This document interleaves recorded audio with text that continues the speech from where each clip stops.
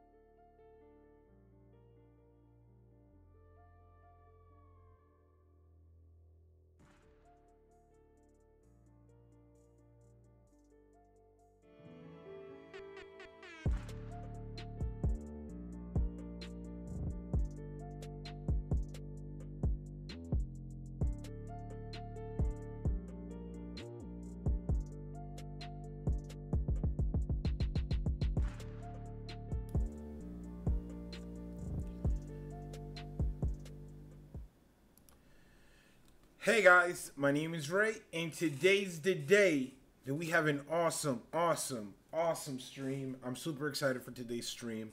A lot of video in it, a lot of clips, a lot of visions and stuff, and I prepped a lot. But before I start, I want to give a shout out to everybody in the chat who's joining me live, and everybody who's joining me afterwards. Thanks for showing me some love. Also, guys, before I start, I want to give a huge shout out to everybody who's new to the channel. Like this week, I had a huge spike in new followers. So if you're new to the channel, I do live streams every Saturday. I might start doing some during the week. I'm not sure, depending on what you guys want. But it's definitely cool to get back into the whole momentum of doing videos again. Like I said, I want to give a shout out to everybody in the chat. Bubba Husky, Papa Tab, Christian, The Prince That Wasn't Promised. Let's see. Mara Jade, Maria Lind, Monica Stark, and everybody in the chat. I mean, it's gonna be a good one. I'm pretty excited for today because to me this is one of those things that the topic of Bran's visions that we've gotten is one of those things that I can never get enough of. You know what I mean? Like it's one of those things that you could always speculate on, and I'm really excited to see what you guys think, and we have an open discussion like on what we think some of these things mean in these visions that still haven't come up. I want to give a shout out also to Marie Hill, who suggested the topic. I know she's been asking me for a while to do this, so I thought it would be cool to do it as a live stream because it's something that I know a lot of people have thoughts on, and I thought it would be cool to do it live. I do have a video possibly coming out on this, but I'll touch on that later. All right, so before I start, guys, I want to give a shout out to, I'm giving out so many shout outs, but I want to give a shout out to my 20 good men and women. These are my Patreons. And wait, let me move over. There we go. Shout out to Papa Tab, Papa of the Tab, who just joined this week. Mel of Winterfell as well. They are new. And I want to give a shout out to the Prince That Wasn't Promised, who's in the chat. Karen Richmond, Tina Sarah, Peach, Lena Santos, Marie Hill, Jacob Morris, Lady Requiem, Gloria Brown, Garden Girl, Patty N, who's in the chat, and everybody, thank you again for the support. It means the world, and I have some awesome stuff coming along the way. Now that that was said, let's move on to the big topic here at hand, because it is something that I am interested in seeing what you guys think. Like, Bran is one of those characters that it depends on how you look at him. He could either be a servant of the great other, or he could be the savior in the story, right? So I'm really interested in seeing where you guys fall on all of this. But all right, let's dig right into this.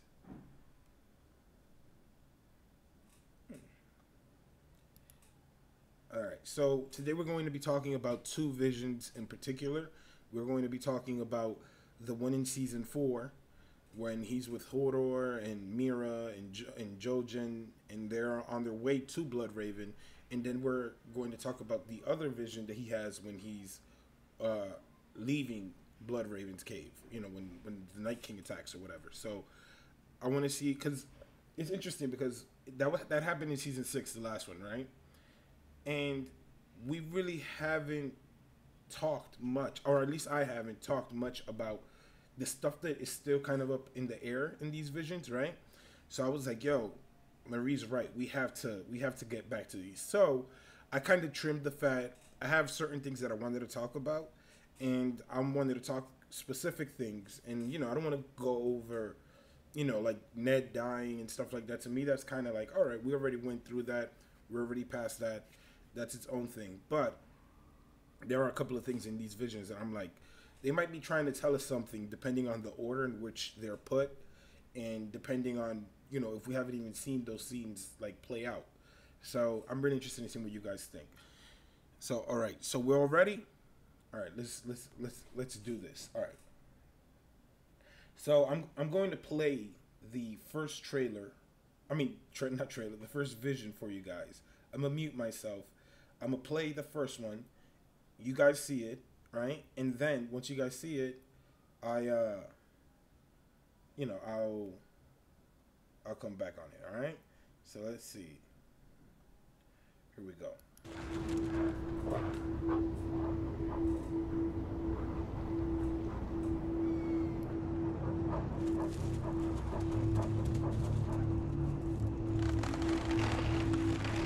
Hold up. Take me to the tree.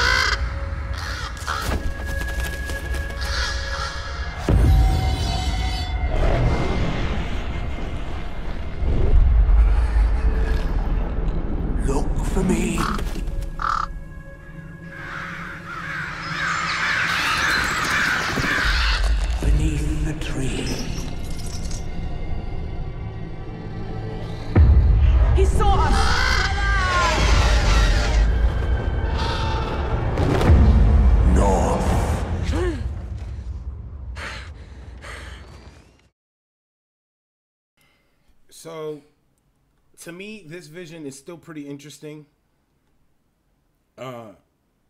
because there are a couple of things here that kind of come back to me. Right? It's funny because I had some note. I wanted to write some notes because there's a lot, and I'm gonna be spinning a lot, and I'm gonna be speculating a lot.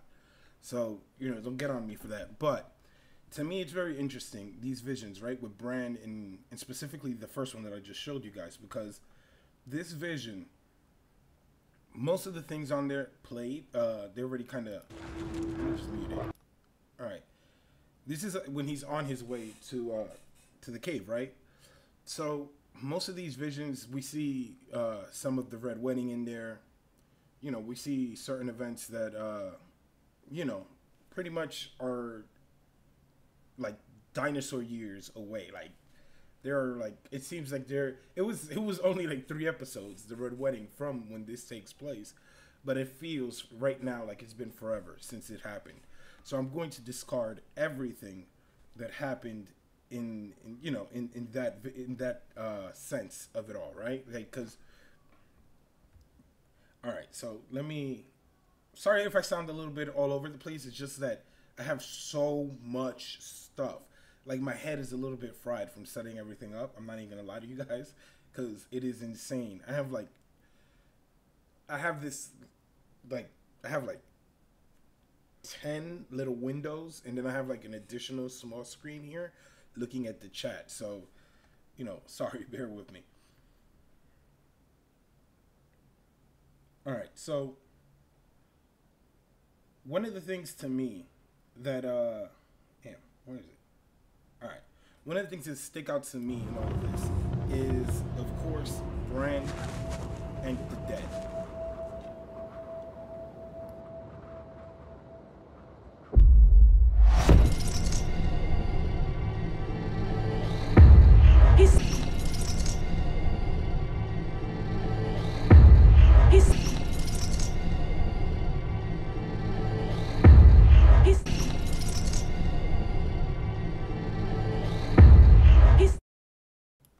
Now, to me, these visions are very interesting, right? Because at face value, these are things, that we've seen, right?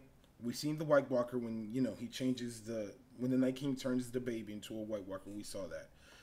They show the dead horse, and then they show the Iron Throne. So when I was going back looking at this, I was like, yo, that must definitely mean that they must be hinting at the fact that maybe the White Walkers actually do get to the Iron Throne, right? Because we all have seen, like I said, we see in the order that we see it, right? We see the horse, the dead horse. We see the throne room, the Iron Throne, covered in snow, everything destroyed, like in Daenerys' vision. And then we see a baby being turned into a White Walker, basically, or the Night King with a baby. So, like, it in my mind kind of went all over the place, because that's the way that I think, you know what I mean? That's why I have a YouTube channel, I think, because anything that comes in my head, I like to talk it, you know what I mean? So when I saw that, I was like, careful, let's be careful if, like, they're trying to insinuate that they actually do want power or dominion. Like, you know what I mean? Like, to me, it's weird that you place those three things one after the other, right? Because this is exactly how it's cut. It's cut, one, what is the horse for? A horse is used for marching, moving, right? Like, you move forward. It's a dead horse. It's so the mounted dead are going to King's Landing. Then we see the destruction, basically, of King's Landing, or the Iron Throne, or the throne room. And then we see a baby, which kind of represents future, and like, in terms of a monarchy, it represents, like a promise of a future, you know what I mean? So to me, that's interesting when you see those three things placed one after each other. I don't know, maybe it's a stretch, but let me know in the chat what you guys think, because to me, that's kind of what I got from that scene right there. I'm like, you know what? They could be trying to tell us that, there's a little bit something more here. No. At the end of it all, you know what I mean? Damn. I thought I muted that. Alright, there we go. Does it unmute when it loops? I'm testing all this stuff out, guys, so, don't... Alright, cool.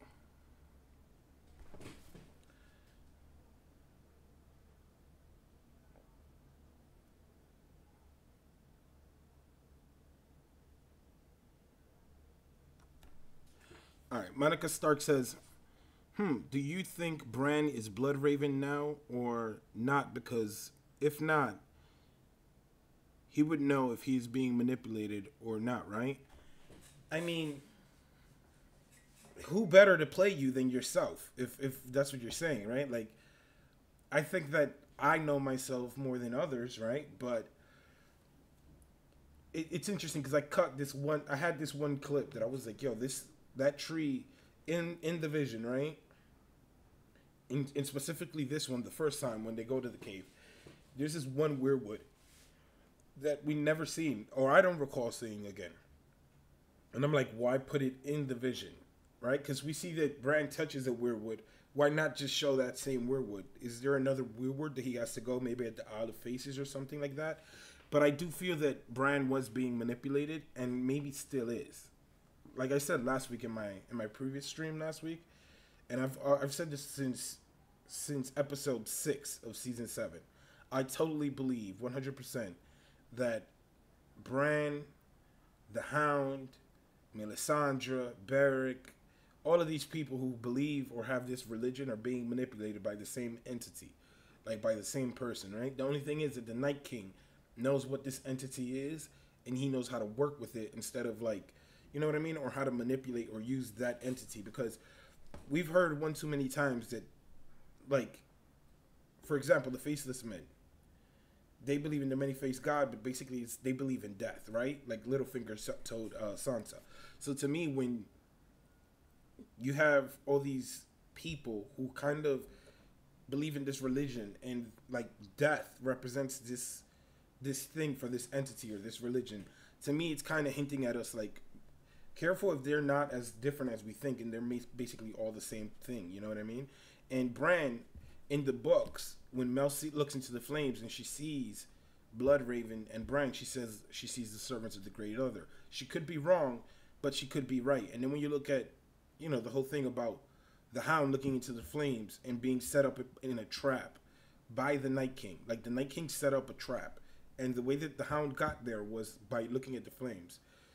I don't know, you know what I mean? It's kind of tricky. So I think that you could be manipulated even if it is yourself, but then again, I don't know. Like, I think that Bran, I definitely believe that Bran is on the wrong side of things. He might not know it, or he might not understand it yet, but I definitely think he's on the wrong side of things. But like I was saying in this clip in particular, though, I definitely think that there is something to be said about this clip, the way that they placed it, because I think that after seeing this clip, for some reason, it kind of made me believe a little bit more the possibility of the White Walkers actually getting to King's Landing, because the way that they organized it is like a horse that is used for transportation. They show the Red Keep covered in snow from the vision from Dany, right? Daenerys' vision in the House of the Undying, covered in snow, destroyed just like that. And then we see a baby White Walker, let's say a prince. You could even look at it as like the baby White Walker is a prince, because he's being turned into the Night King's offspring, right? Like one of them or something. So I don't know. It kind of made me think more about what we might see in season 8. That's why I thought it would be cool to bring it up.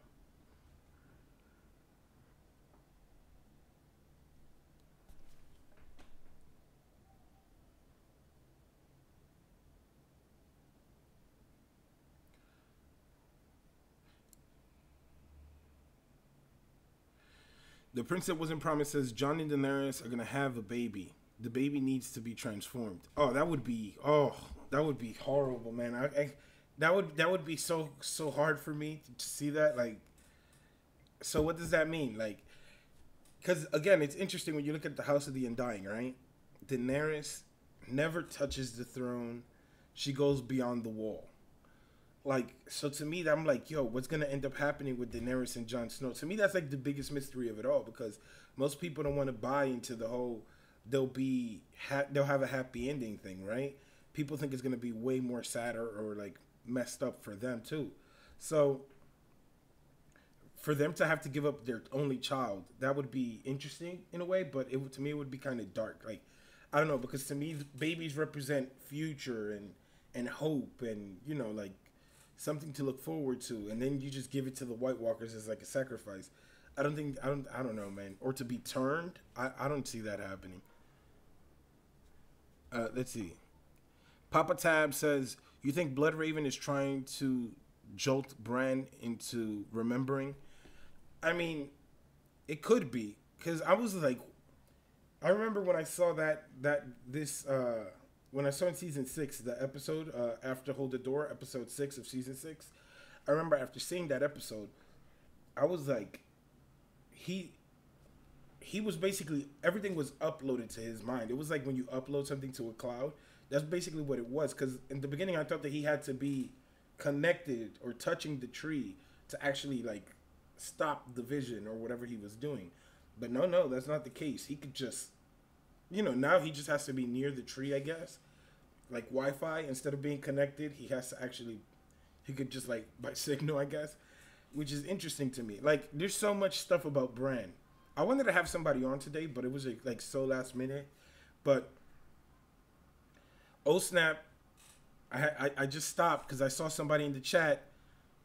Amelia Evans, my wingman, wing lady. Yo, yo, we gotta have Amelia back on.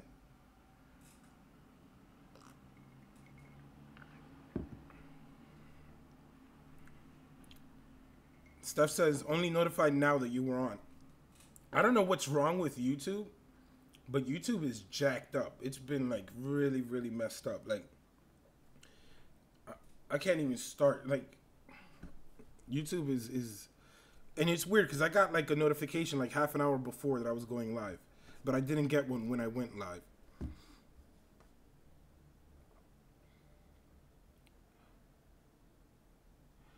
Sir Yari says, Q&A, will Brandon be Jon's downfall? I don't think that Bran would be like the end of Jon Snow, but I do think that there is something a little bit dark there. To me, it would be a crazy ending if Jon Snow had to like kill Bran. You know what I mean? To end like the circle.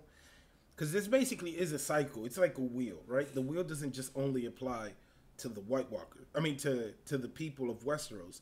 It also applies to the White Walkers because this is something that has happened before, and it's coming around full circle. So when you look at it, I think that there has to be something to end like this whole thing of the White Walkers coming, the living fighting them, pushing them back, and then them coming back a few thousand years later. I think that they will have a solution for it all by the end of it all. But I mean, Bran, to be honest, after the episode The Door, I kind of have a little bit of what's the word?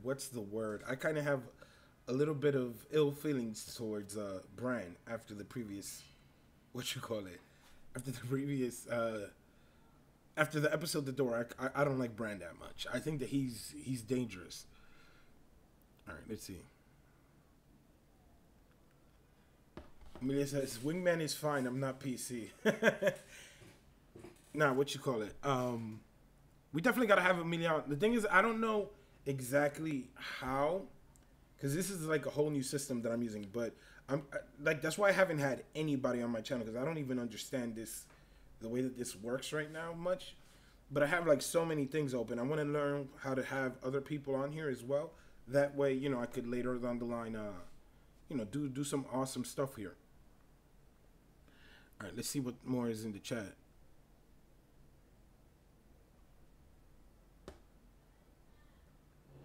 Monica Stark says, you're right. How will he fight himself? Thanks for answering.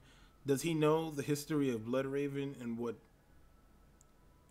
who the great other really is? Because I don't think that we are the others. I mean, the way that they made it seem on the show, they really didn't give Bloodraven that much of a backstory. And that's one of the things that I'm really excited about the prequel shows, or like the spin-off shows, because when you look at the prequels and the spin-offs, there's so much stuff there to go to, but I feel that they kind of just glossed over a whole bunch of things. Because, like, for example, in the show, if you guys recall, Aegon is, and I think this is how, because I remember this is how it was when he was in King's Landing, when he was at Castle Black. Jon Snow was talking to Aemon, and they were like, Aerys is Aegon's son, I think. Was it? Yeah, I think in the show, in season 1, the way that they played it out was that Aerys the Mad King, Aerys II, was Aegon the Fifth's son, and Rhaegar is Aegon the Fifth's grandson. Jon is Aegon the Fifth's great grandson. So I want to go into it because they did kind of alter things. They kind of eliminated a whole generation there of Targaryens. I would be interested in seeing how they play it out. If they play it out exactly to the books and whatnot, but I don't know if Bran, I don't think that Bran knew much about him. You know what I mean? He might know of Brandon Rivers or something, but I don't think that in the show, I just don't see it. Because they kind of glossed over it. That's one of the things that really pisses me off about Game of Thrones, the show. It's just that I feel that there's unnecessary rushing. Like, to me, there's nothing better than dialogue between characters that you never expected to talk to each other. You know what I mean? Like, to me, that's wonderful. I love that. I live for that. Now, one thing, damn, I should have organized this a little bit better. I'm all over the place because I didn't organize it as best. I was just editing the little clips before I came up here. But, all right, so let's do this. Let's talk about, will Bran fly?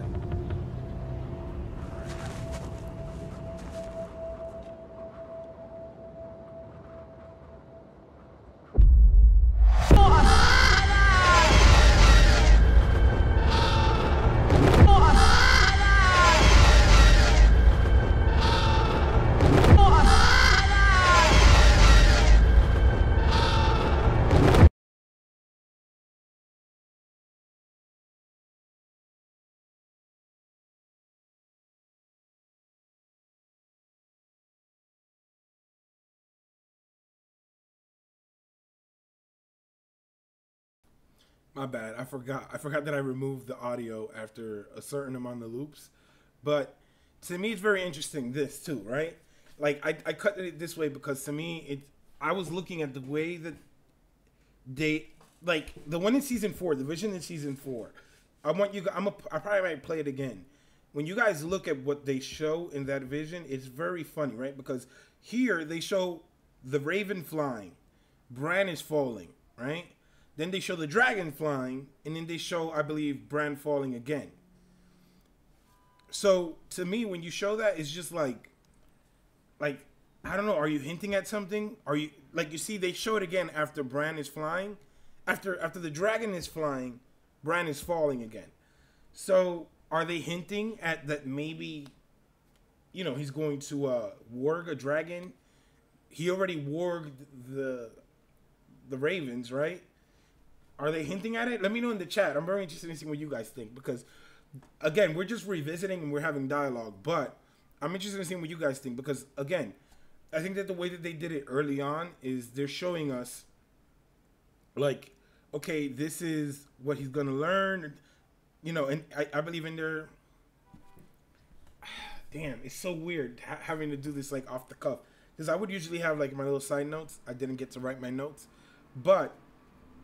or not my notes, my bulletin points of what I wanted to say straight up for each clip that I cut. But I definitely think that at this point they're hinting that Bran will fly on a dragon. You know what I mean? Because it starts here, he falls, then they show a dragon flying over King's Landing, and we'll get to that, the dragon flying over King's Landing in a minute. But then they show him falling again. I don't know. To me, that's kind of like telling us, like, there's something there. I don't know. In that little order, the way that they did that. Why show us him falling 2 times? No. And then show us, like, I don't know. To me, there's something a little bit. I don't know. I don't know. I'm interested in seeing what you guys think. I know where we have to go. All right, let's see.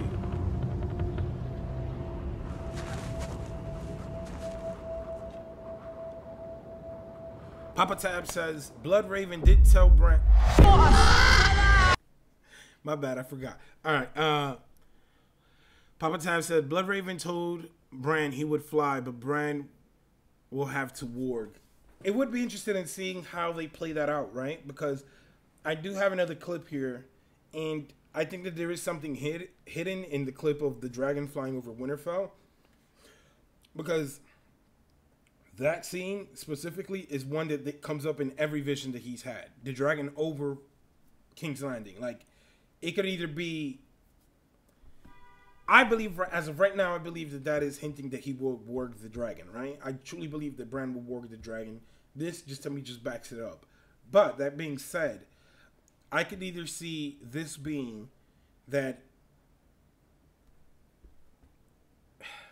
I can either see it being after the whole story is done, because as we last saw in Winterfell, I mean, not at Winterfell, in King's Landing, it was already snowing.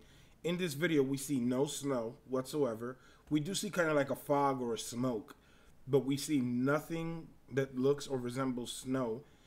Part of me also thought this could be just Dany flying into the dragon pit, but to me, that just doesn't fly. To me, it's something odd there.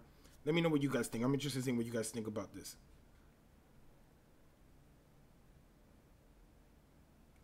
Steph says that glimpse of the dragons over King's Landing means everything to me. Gives me goosebumps and elevates the whole vision into epic mode. Yeah, but that one vision though is showed.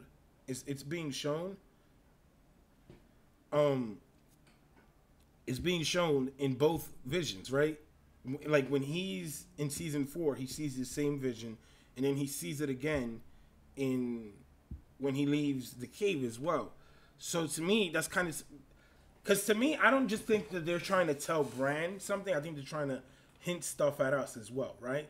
Because they could have put a bunch of images together and been like, "Oh yeah, he just saw everything," and we had to believe it. But I do believe that when they show us these things and in the order that they show us this, like to me, that's kind of hinting at, you know what I mean? Like I think they're kind of giving us a nod, like this is what's gonna happen, this is what's gonna come. So I definitely think that there is something a little bit more there.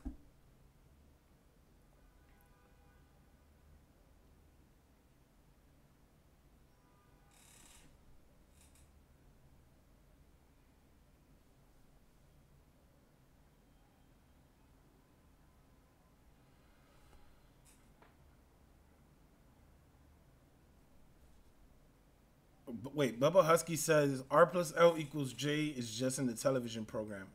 I don't know about that. I mean, I'm open for theories and stuff, but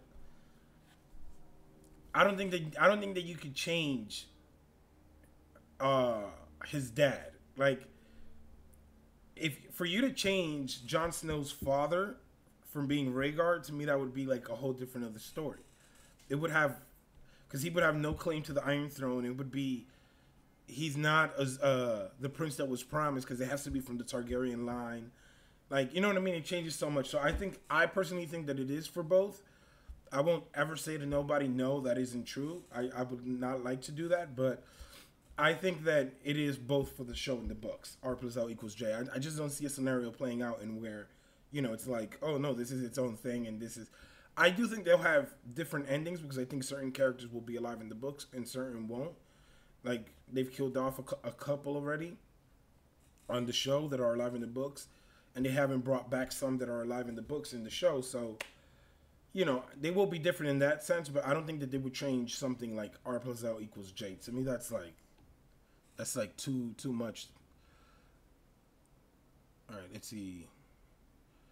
One True David Adams, shout out to One True David Adams, says R plus O equals J is confirmed in the books too, in my opinion, because that's the reason George let them take the show. They wouldn't have guessed one thing if they showed another, if that was the case, in my opinion. Yeah, I agree. I mean, that is what was given to us as the reason why he allowed D&D to make the show, the producers, because they guessed who was his mother, who his parents were, and I don't know. I just don't really see. I'm interested in seeing Bubba Husky. Who do you think is? How do you think that will play out? If you don't think R plus L equals J, I'm interested in seeing which one do you think will be the one to pan out then, because I just don't see them being able to do something different, not even in the books.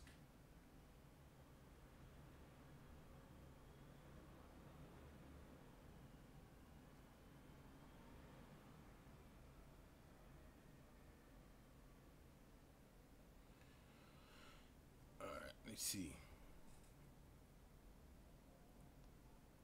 Monica Stark says, I meant the White Walkers, not we. I mean, my bad. I just assumed it was we, because all right, so that being said, after looking at all these clips over and over and over again, I started thinking about if indeed, right? If indeed Bran will warg a dragon, and they're trying to hint at us that Bran might warg into a dragon, then let's look at this.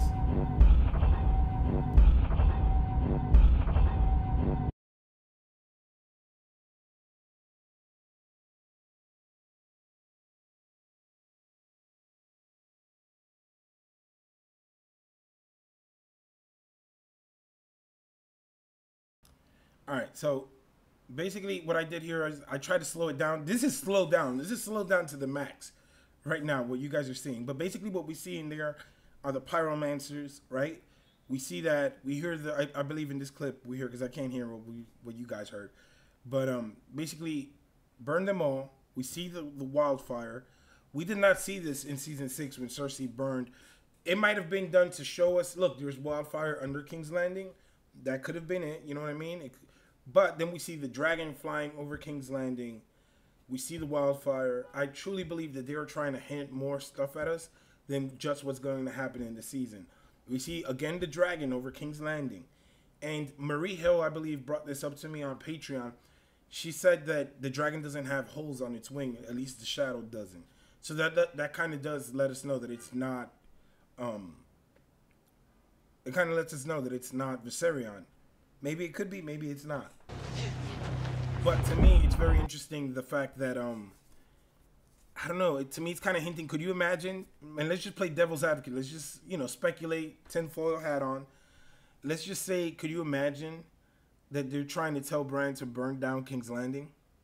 Like, if it is true that he could be working for someone who we do not know, if it is possible that there's something a little bit there that we're just not in tune with, right? We see inclinations that Bran might be working for the wrong guys, right? He might be on the wrong side of things. What if there's something telling Bran subconsciously to burn down King's Landing? You know what I mean? Like, I'm thinking about making a video on this. I have some thoughts. I just don't have them here. I have them in a book. I don't know where the hell I put the book. I have like instead of like a rap notebook, like, rappers have a notebook, I have a theory notebook. I just have a bunch of little theories and notes and stuff there. But I honestly believe that there could be something here with the dragon, Bran, and the Night King. I think that they could possibly giving Bran instructions to burn them all. Because initially, I remember when I saw this, I was like, oh, he's, we're just seeing the flashback to when Jaime killed the Mad King. Cool. I can live with that, whatever. That's basic. But then when you look at everything, it's showing Bran the wildfire. It shows Bran the dragon, King's Landing. So it's telling him wildfire in King's Landing, a dragon, which is like having a nuke in Westeros. Like, for you to have a dragon is like having a nuclear bomb or something. Like, to me, I think that there is something interesting there. I think one true David Adams said, the Mad King is the great other, and he's really whispering to Bran. He warned the dragon. He warged the dragon when Jaime stabbed him. I don't think that he warged the dragon. I just think that we're seeing the flashback of the Mad King, and we see events that were going to happen in season 6, right? Because this happened before Cersei blew up the Sept. But to me, I just see like they're giving, I don't know, part of me is kind of like, part of me is just thinking like, what if they're giving Bran instructions to burn down King's Landing? Because again, you have to, and I'm not saying that this is going to be what's going to happen, but you have to be a little bit open-minded with this, right? Because why are they showing him a location? 2 weapons, right? And they're showing him where one of the weapons has to go. Like, where one of the weapons will go. So it's, just think about this. Bran sees wildfire, a weapon. He sees a dragon in the air, a weapon. And then he sees King's Landing, like the dragon over King's Landing. I think that's the devil whispering in Bran's ear, yo, blow this shit up. Like, just do it. Like, you know what I mean? Because at the end of the day, like, why show him these things in this order? Like, you know what I mean? Because I put the photos, the pictures, instead of the actual screenshots, because it just goes through so fast. But I'm gonna put it again with volume, and then you guys, you guys make your decision on it. Right? I mean,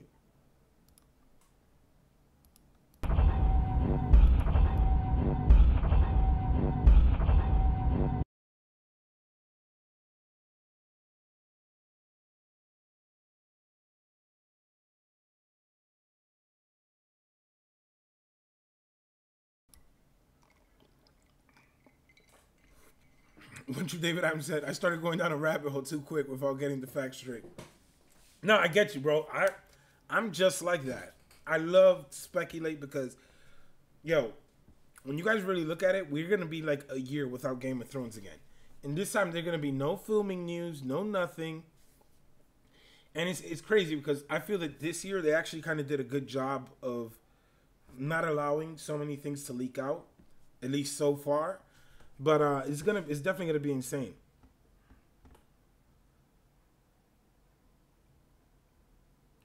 Monica Stark says, "Oh my God, too many too many what ifs and blind spots, too many unknown answers. I'm excited for Fire and Blood companion book."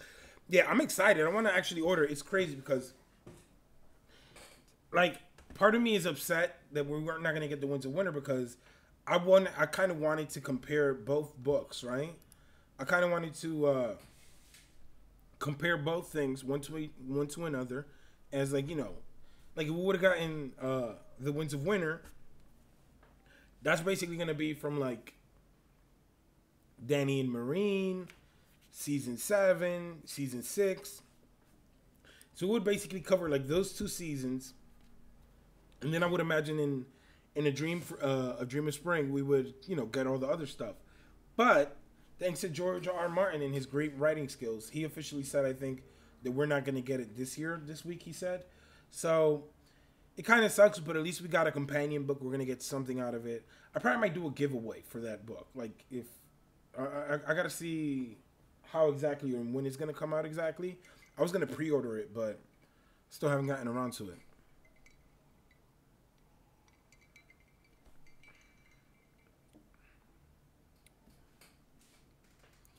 This is something interesting here. Connie Super says no wolves in his visions. Yeah, none in mine either. I mean, none in yours. Yeah, I typically don't dream about wolves. No, but it's interesting too. He doesn't dream about wolves. He doesn't dream about his own dire wolf or anything like that. He doesn't envision any of it. Part of me, I'm telling you, man, Bran is a bad dude, man. Bran is up to no good, in my opinion. There's something iffy about Bran, and I just can't put my finger on it right now. There are too many questions out in the air right now, to be honest. One True David Adams says, Rayz the theory crafter. Rayz the damn, why can't I say that? Rayz the theory crafter. I like that. It sounds good. No, but yeah,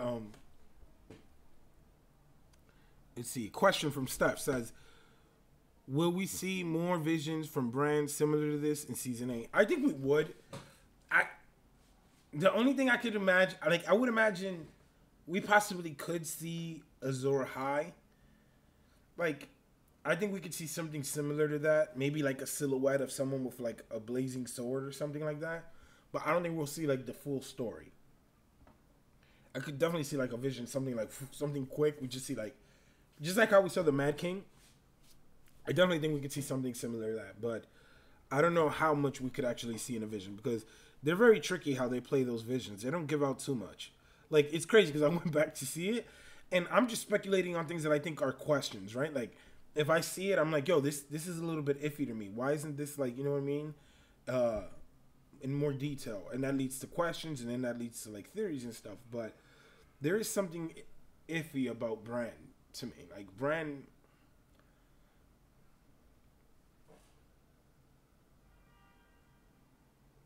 Oh, definitely, Brit. I think it's going to be awesome seeing how the Targaryens saw everything.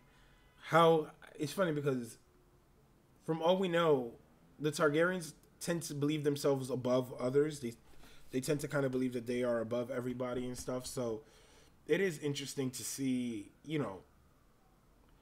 like I haven't read the complete World of Ice and Fire. I'm never gonna lie to you guys. I haven't read the complete thing. I just read, have it on iPad, whatever. And I never read like the book, like the complete. And I am more interested in reading Fire and Blood than A World of Ice and Fire, which is a little bit insane. No, I have all the audiobooks. I have the audiobooks. I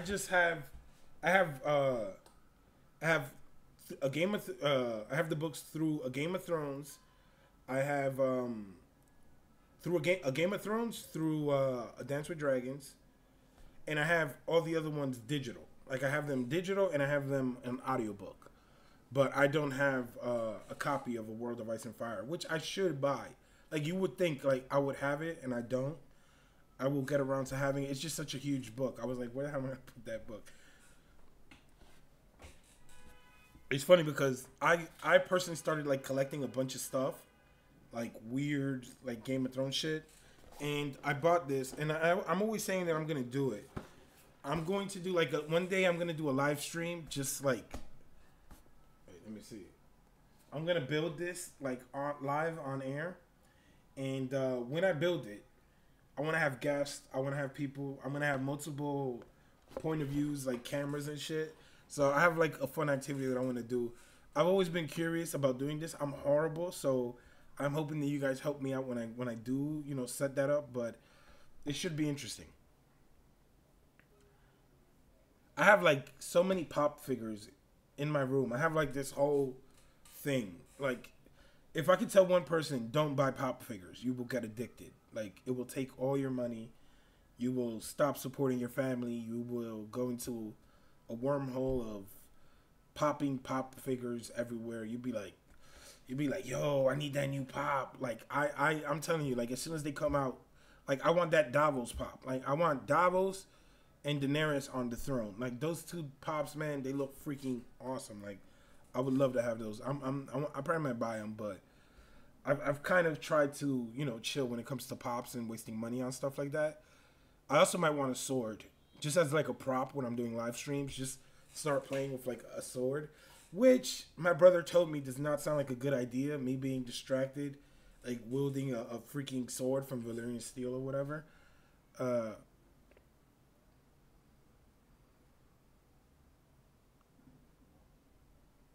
right, let me go back to the chat.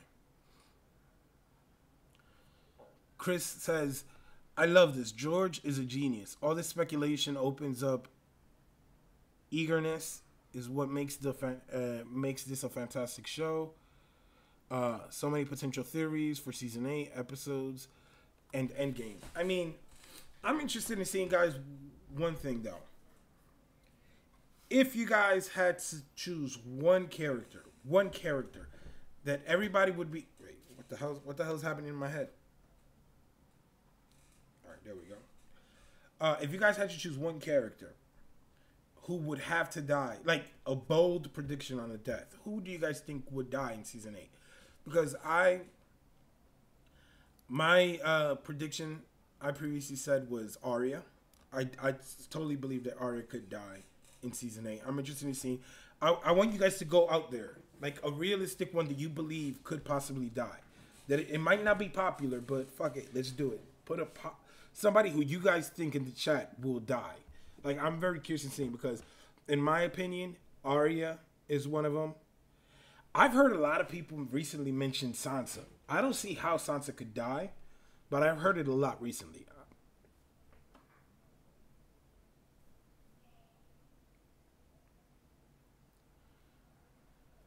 Hey, shout out to Smokahontas. Wow, I haven't seen Smokahontas in a while. Shout out to Smokahontas who's joining us. She says the Hound. I mean, the Hound, yeah, but like, to me, the weirdest one to die would probably be Sansa. I don't think Sansa will die because she's just not going to be on the battlefield, right? So I doubt that Sansa would die, but I think Arya is one of those, because I know that everybody thinks she has like this plot armor or something. I really, really believe that she will bite the dust. Like, I really do, because I think that once the story ends, she's kind of maybe might serve her purpose. It's really sad. Everybody will cry.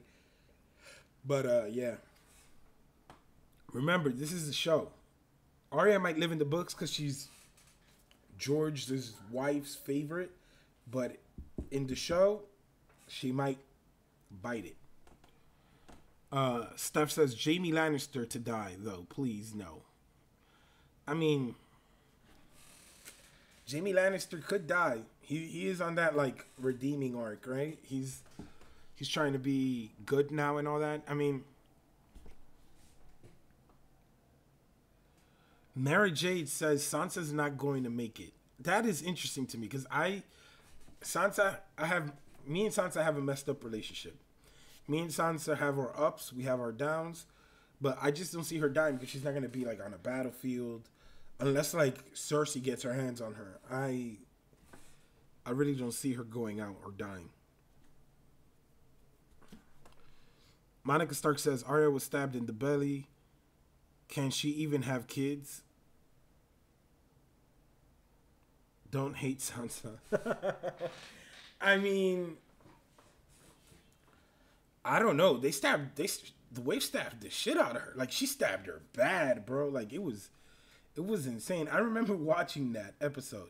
She's just like, ugh, ugh, ugh. It looked like a jail scene. Like if Arya was in jail. As soon as I saw that creepy old lady, I was like, she's sketchy. No disrespect to no, people up there, but that one in particular had a sketchy look.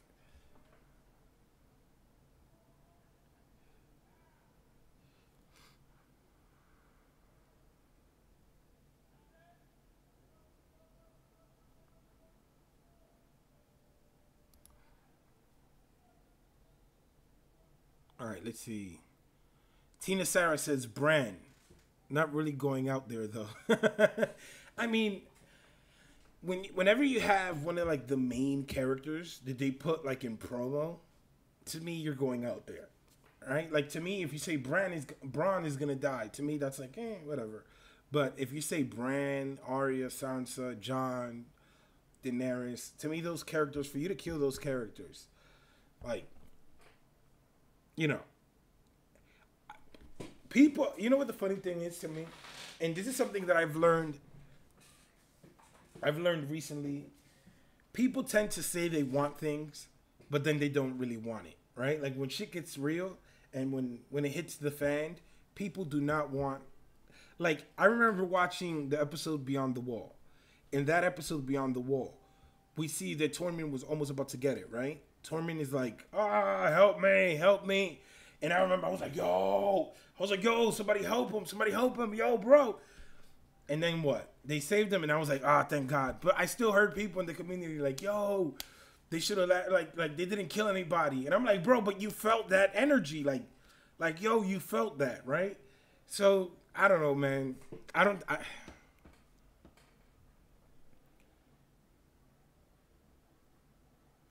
right, let's see. Mary J. Starkwalker says, the scene between Sansa and Arya on the roof at Winterfell season 7, Arya says she wouldn't have survived what Sansa went through. Sansa says yes, she would have. I mean,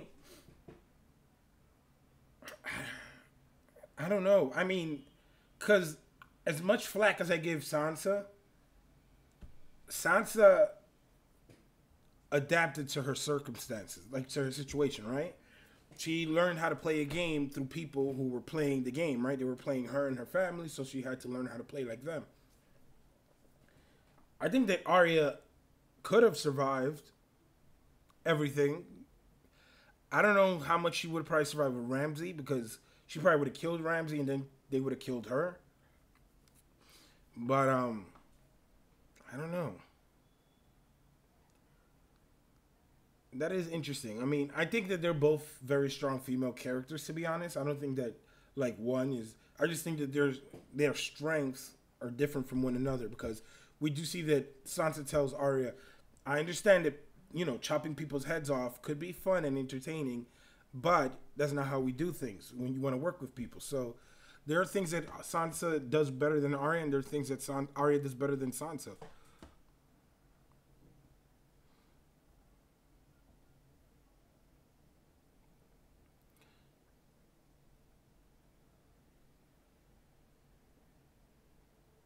Joffrey the White Walker, says Bubba Husky. Then we could stab him, shoot him, burn him, and drown his ass, make him a Rasputin of Westeros. I mean, it's funny because I was thinking about doing that. I was thinking about looking for some images and trying to make them like zombie looking, and doing like my top choices that might return as whites. If you guys want to see that in the video, like a live stream for maybe next week, let me know, and I might have it set up like a countdown or a top 10 possible whites that we might see, that we might know next season. That would be interesting, probably.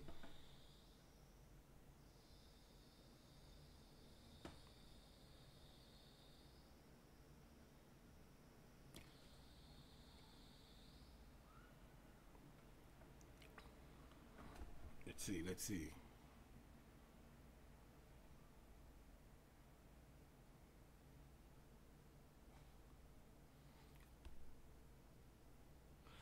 Papa Time says, I was about to crap my pants when Tormund was in danger. Yeah, I mean, I'm telling you, people say that they want, you know, they're like, oh yeah, I want this to happen. I want Jon Snow and Daenerys to die.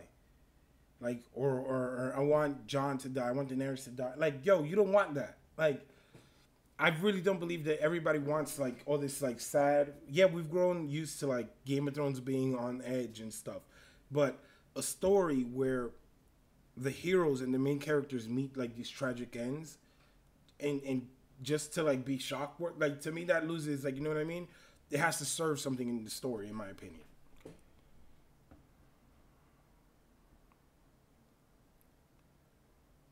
All right, let's see. Shout out to Julio Ricon Delgado, who's joining. What's going on?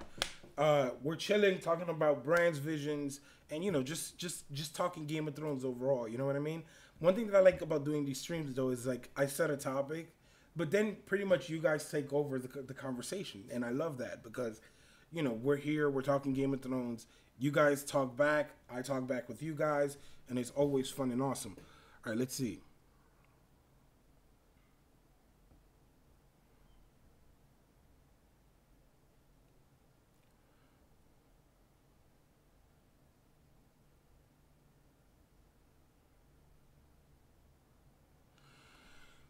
Bubba Husky said that's book shadowing, where they thought that Jane Poole was Arya, and that's who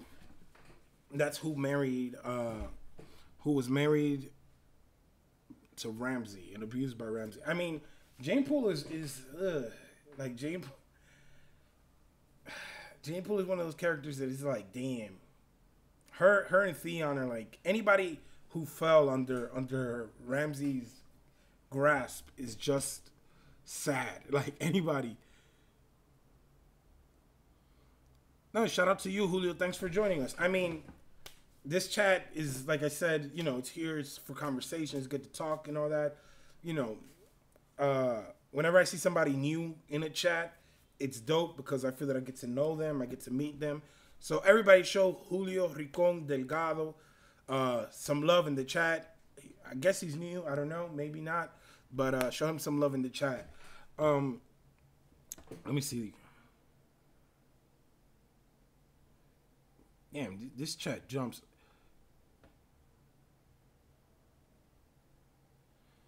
Yeah, Bray, I agree. That's why I really don't think that they can be compared, Arya and Sansa, because it's like they went through totally different things. And while I do believe that, you know, they probably could have made things work out because they seem to be very smart girls, they were totally different things. Like, you know what I mean? I mean, for Sansa to survive Ramsay alone, to me that was like Ramsay's one of those dudes that he comes into the room and you're like, oh God, please don't do something like messed up, like don't do something sick.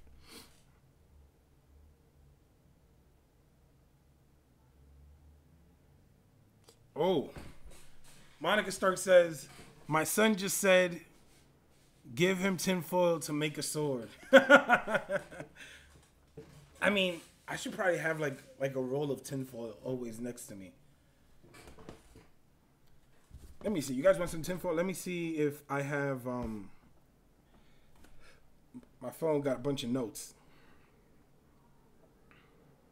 Let me see if I have some stuff I could put out right now, because I'm working on some videos, but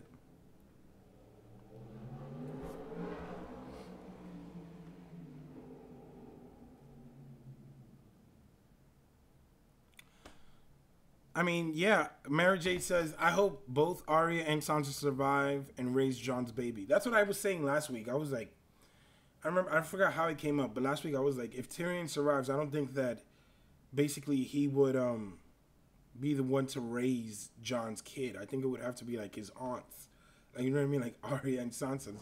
Anything besides that to me would just probably be weird.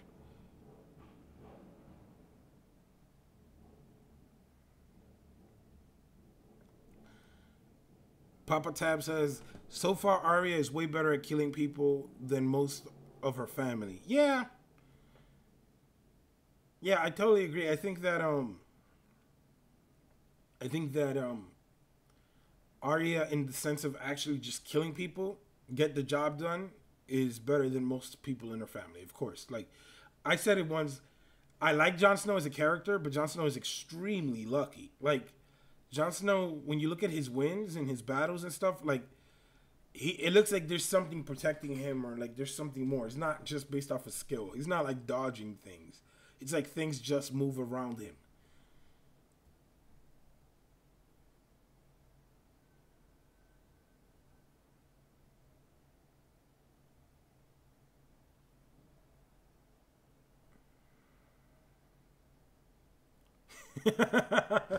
Peter Griffin says Sansa's a child beater. Remember, she abused Sweet Robin for nothing. Yo, I'm not gonna lie. Like, there's certain characters on Game of Thrones that you're just like, if that character were in front of me, I would have an issue. Like Sweet Robin is like that little cousin. You just like, yo, come over here. Like, you know, when he gets a haircut, you just like slap him backside the head. Like, I don't know. Like, Sweet Robin is extremely annoying. I think that we might see him uh, in season 8, just because he is such a person of power, and he has like one of the nearest castles beyond the north. Like, once you pass the neck, you either make a run towards River Run, which is not a good idea, or to the Erie, which is like impenetrable unless you're Bran in 10 Good Men, and then you could impregnate the bitch, like he said.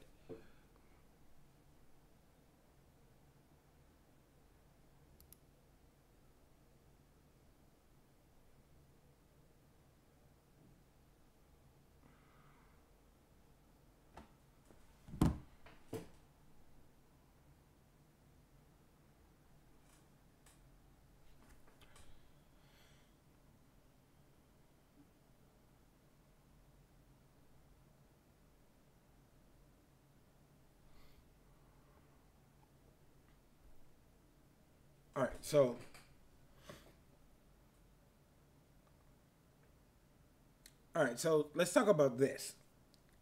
I have this clip here. Now, I wanted to talk about this because this is something that came up. And what dragon do you guys think is flying over King's Landing? I'm interested in seeing what you guys think. Who do you? Because we see Drogon. To me, that looks like Drogon there.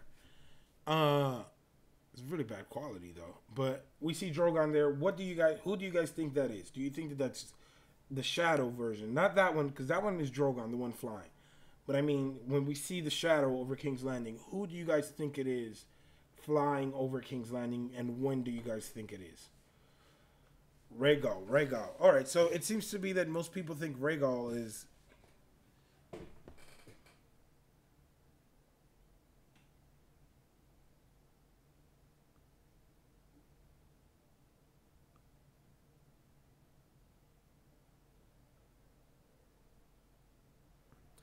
I don't know. To me, it looks like it's Drogon, the one in the blue here, with the sky, but the one in the shadow, I don't know, because it is interesting, right? We see that the Red Keep will be destroyed, possibly. It's hinted in his vision in the House of the Undying, so it seems like it will be, but there's no snow in King's Landing in this. Like, there's none. And trust me, I don't think that they have better machinery than New York, because at least in New York, for all the snow to disappear, you at least need a week. And, like, I see nothing, no remnants of snow, nothing. So to me, that kind of leads me to think this might be one of the two dragons that remains after the war, maybe like Drogon or Rhaegal. And this is probably like at the end of it, we're gonna see the dragons flying over King's Landing. Like, you know what I mean? Because I just don't see this being in season 8, like during the battle or when Cersei's in charge or anything like that. You know what I mean?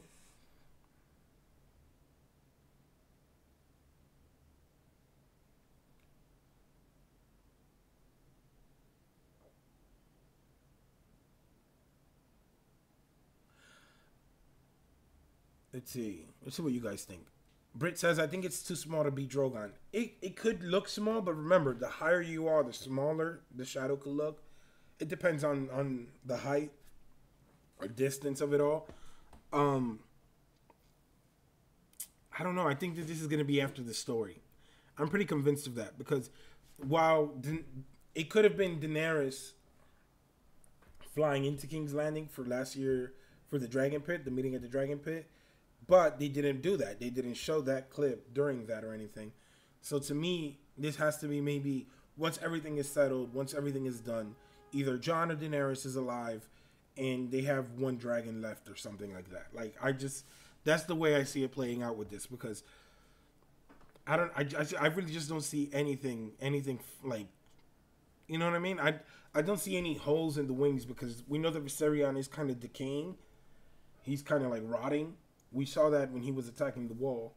And we see like no holes. Everything looks intact. I don't know. It's one of those things. And they keep showing it. They showed it in all his visions. In season 4 and in season 6, they also show it.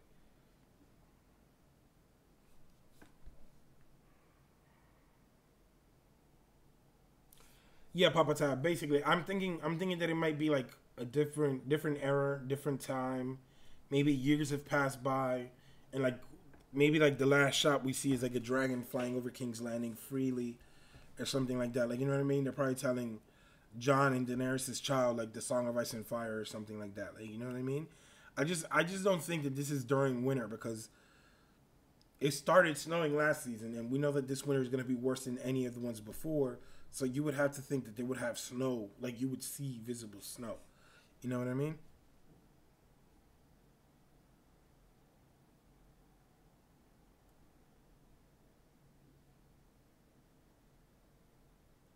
Yeah, exactly. The Prince of West Promise says we don't know when this was. It could be a lot of things, man. It's one of those things that it's like a little thing, and you just like, damn, like I wish I knew, but you really don't because you want to see it, how they make it play out. Julio Racan Delgado says, or could it be Viserion and that's the Night King after the Dragon Glass has been removed from him, and Viserion has been reborn?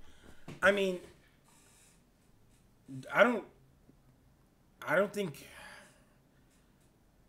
that anything that is dead is going to be reborn. Like, you know what I mean? I think that once you die and you're revived by, the Night King, you're just a reanimated corpse. Because they do kind of have like that hive mind. So to me, that tells me like that the Night King controls all of them. I don't know how he does it, but he does it. So I doubt that it's Viserion. Just because of the timing, that would mean that he would have to swap. Like, he would have to just, like, obliterate the North and Dany and them. And he would just pass rolling to King's Landing. Because, remember, last season they kind of hinted at it that King's Landing has, like, 1 million people. And Jon was like, all those people all together and whatnot. So, he could get a second army in King's Landing. But I doubt that they're going to do that much. Because I really think that they're just trying to finish the show.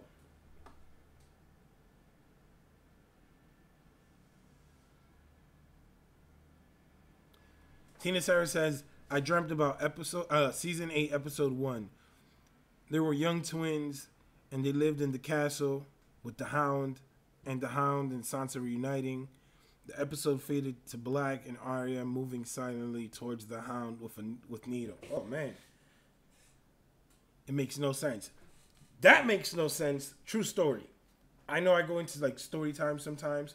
I'm a little bit off when it happens, but real shit, true story. I a couple of times had dreams about like Game of Thrones, and they seem like episodes, bro. And I'm living in it, and it's like all types of fucked up. It's all types of messed up. I'm not even joking. I remember once I had a dream. I was like in a cabin, and the Night King and the Whites were coming, and all of a sudden we're it's like we're beyond the wall, and I don't know, out of nowhere a minivan came, and I'm telling you, like, it was like the most jacked up. I think I drank like a NyQuil that night, and I was just like, I don't know what the hell that did to me, but I think I even made a video, if I recall correctly, from it. Like, I remember, I think I did the Scroff video. Like, I did a video about the White Walkers' language on my channel, about the languages that they were meant to talk when they were making the show. And I did that video because I had a dream about, like, the White Walker, the Night King, talking to me, like, telepathically or some shit. And I was like on a minivan running from the dead. I mean, it was all over the place, man. I'm telling you, it was insane. Tony Teflon says, shout out to Tony Teflon, man. Tony Teflon says, this is no doubt the Night King on the Ice Dragon, no doubt. I don't know, man. I don't know, man.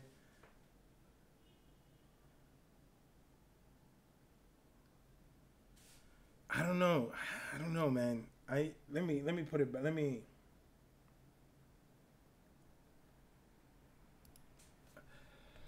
That, of course, is Drogon, right? But let's see. Here, I don't know. All right, so we got Tony in the chat.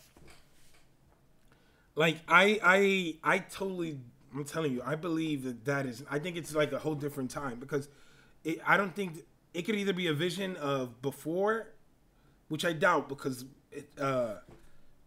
King's Landing is too much forward, right? It's like too developed, and we know, like, that during the Dance of the Dragons, I don't think that, you know, King's Landing was this pushed forward and this well designed or whatever, or put out the city. So then when you look at it, so I don't think it's a flashback. I totally don't think it's a flashback. So that means that it's something in either in the future or in the present, or something that's come, right? So the way I see it, I think that it is possibly something about the future. Because I just don't see snow, man. Like, they would have to show, like, and they didn't show that scene last season, and we saw that the snow was falling already in King's Landing. I don't know. I would hope it would be, you know, Viserion or something, but I just don't think it is, man.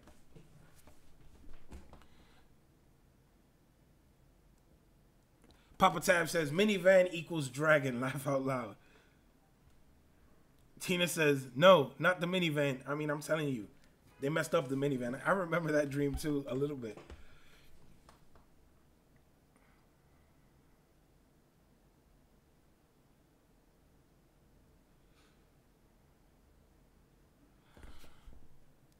If it is the Night King over King's Landing, Peter Griffin says, if it is the Night King over King's Landing, I hope Cersei doesn't use all her wildfire for nothing and waste it all. I mean, you would think, right? But I don't know. I just think, even though if you think about it, there are weapons in King's Landing probably that could, you know, bring down the white dragon, because it is a white. I don't think that it's like a White Walker dragon. I think it's a reanimated dragon. But basically, I just don't see it, man. Like, because to me, the way that I see, like, I already have it envisioned how I think they're going to split up next season, right? I think that the first 3 episodes are going to be dealing with the White Walkers.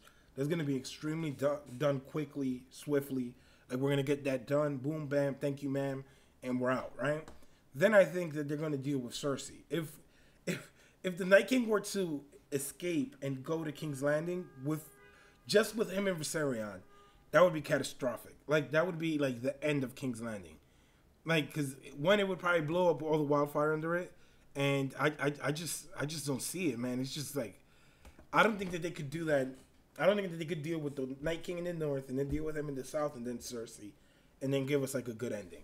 I don't have that much faith in the creators of the show, the showrunners. Britt says, one time I had a dream that Theon and Dany got married, and Tyrion was like, it's fine, you can't have kids anyway. It was wild. Oh, shit, that was funny. I mean, yo, I'm telling you, and I'm curious because I know Tony Teflon's in the chat. I'm telling you, I've seen and read and messed around with so much Game of Thrones that sometimes I've had dreams about it, and I'm like, yo, what the fuck? Like, yo, what the hell is this? It is a real thing, people. Like, believe it or not, like, with me. Like, it's happened like twice to me. I think I was sick both times. I was like on NyQuil or like, you know, like cough syrup or whatever. But I'm telling you, it was like some trippy ass shit. I was like, yo, what the fuck? It was like Real World meets Westeros. All right, let me go down this chat.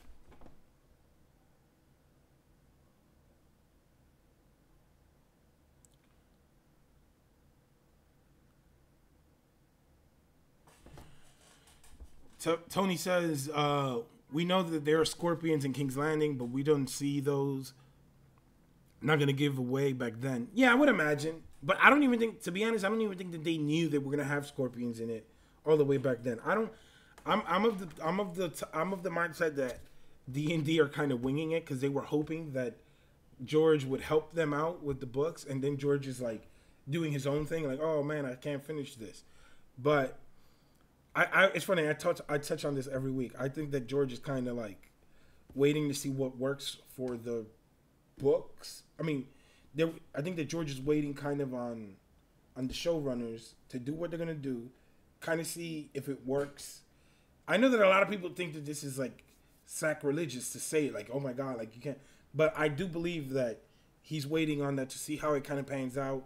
Once the show ends, he releases his books with his final, you know, tune-ups, and yeah, because there has to be something there for that. But I think that in King's Landing with the scorpions and you know, if they put some obsidian on that, you know, because they don't even know about the obsidian. They don't have dragon glass for those weapons. Like, it would have to be that John would go down to King's Landing, tell them like, yo, he might come down here. We need to set everything up against the Night King or whatever. But I definitely think that they wouldn't give that away all the way back then. Let's see.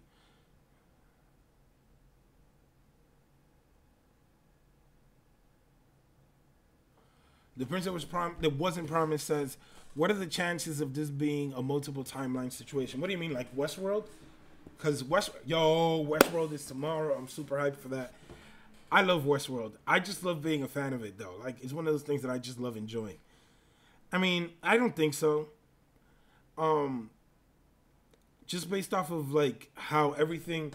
Because, like, let's say, for example, in Westworld, there's reasons why things could be... You know what I mean? Like, characters don't age, certain characters.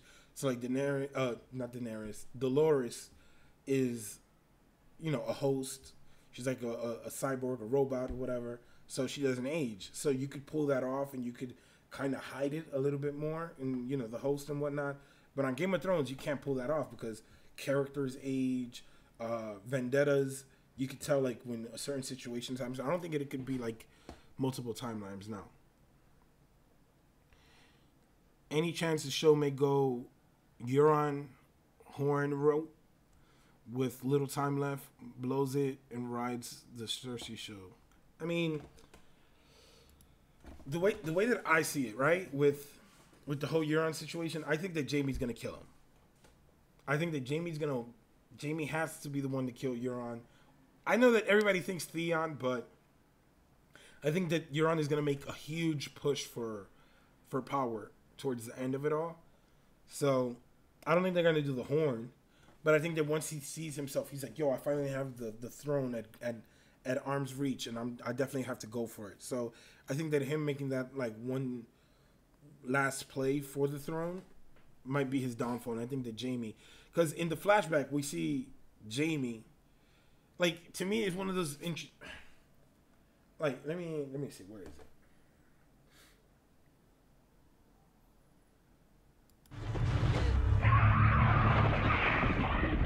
Burn them all! Where's my sister?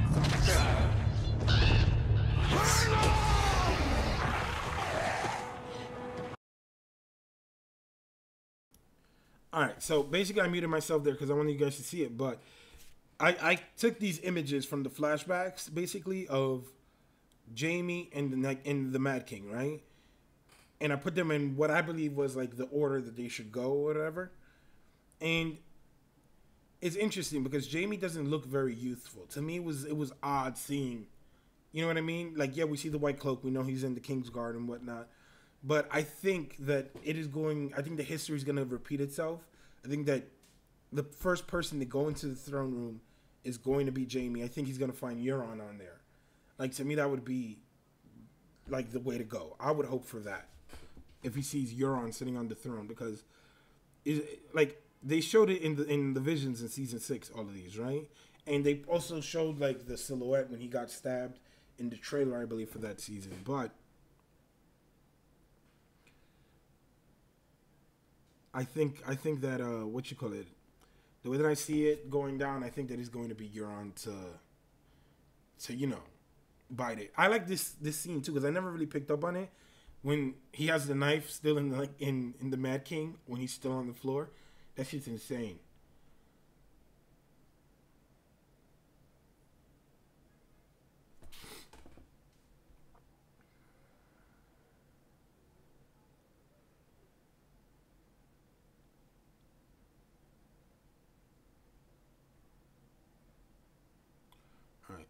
Yo, shout out to BBM in the chat. Let's see.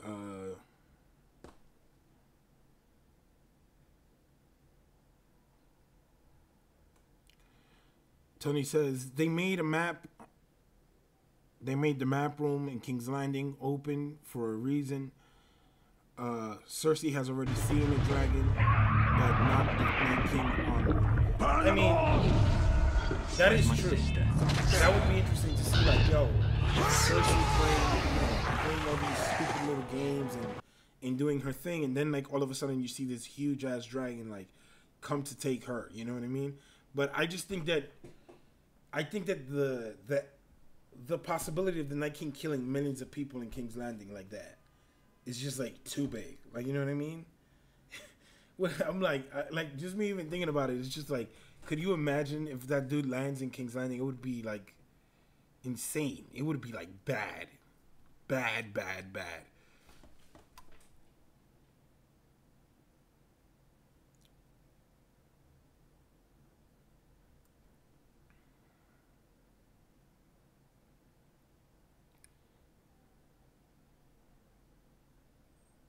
Let's see.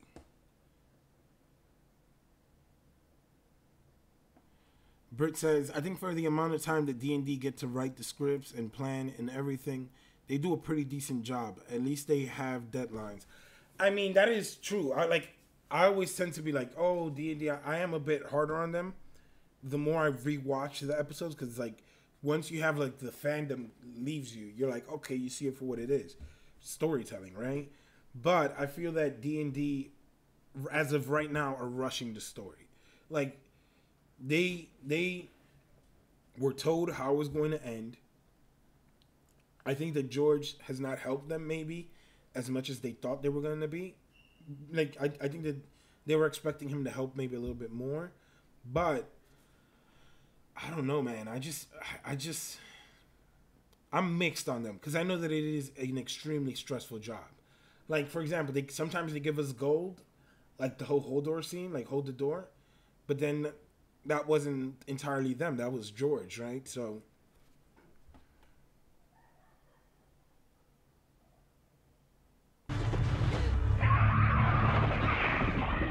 Peter Vernon says, hey, Tony Teflon, where's my sister? What age your panels on again? I think it's tomorrow. Tony, right in the chat. Anybody has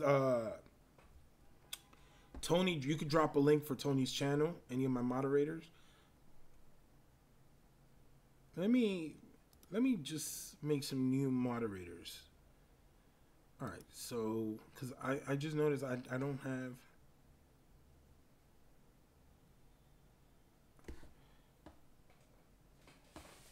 All right, so you guys could drop Tony Teflon's link in the chat, for his channel.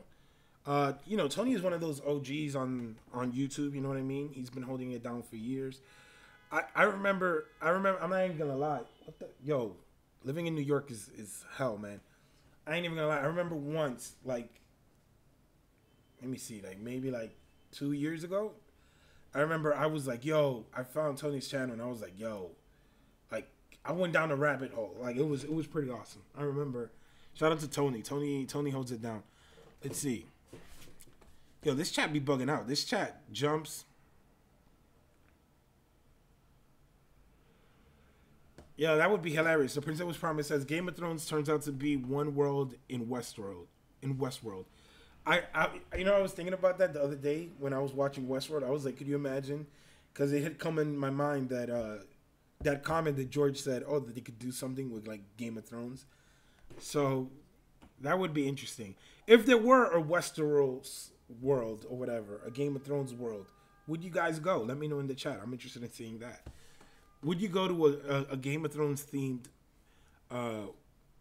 theme park? I wouldn't. Anytime I see anything medieval or like of this fantasy genre, like anything like that kind of makes me think like, damn, like this time would have been hard as hell to live in.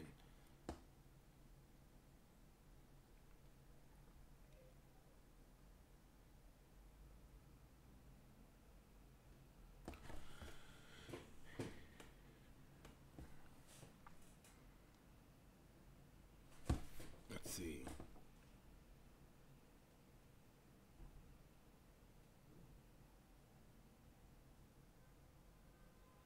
BBM says, well, when you see into the future, it's not always black and white. You could be touching down on King's Landing. Yeah, I mean, it's one of those things that they keep hitting us over the head with.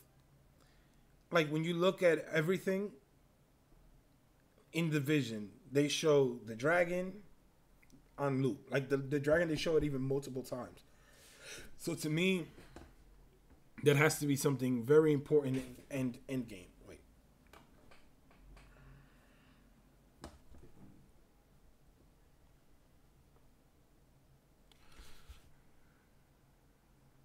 Steph says, will we see the Harrenhal tourney in a vision and Lyanna running away, who lied to Robert about her being abducted? We know, but it won't be nice. It would be nice to see. I mean, I definitely think that we will not see that, just because, like, the optimist in me says, yeah, sure, we'll see it. I would love to see it, right? But then the cynic in me is like, we ain't seeing that. Like, they're not gonna, because for you to do that production of the tourney itself, like, for you to do that, I would imagine you would have to put hella work for just like a mini flashback. I just don't see that happening. It's like we were talking last week about Howland Reed.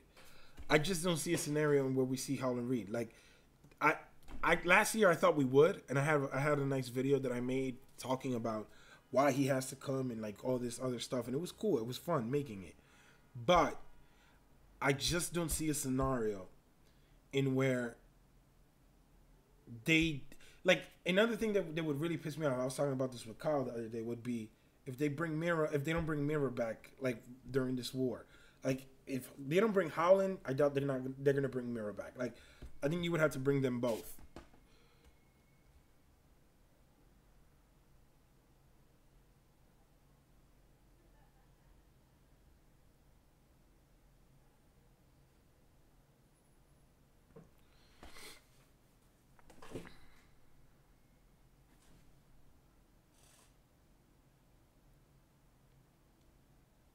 The Prince That Wasn't Promised says, I love living in New York, man. I do too. But New York can, like, in the great words of A$AP Ferg, New York doesn't know how to be quiet. Like, yo, it is extremely noisy. Like, I have all my windows closed. My fan is off. I have, like, no, and you still hear the noise, like, extremely, like, because I live in Lower Manhattan, so it is extremely noisy. It's always cars and people yelling, and it's like, New York is wonderful, but it could get out of control, especially making YouTube videos.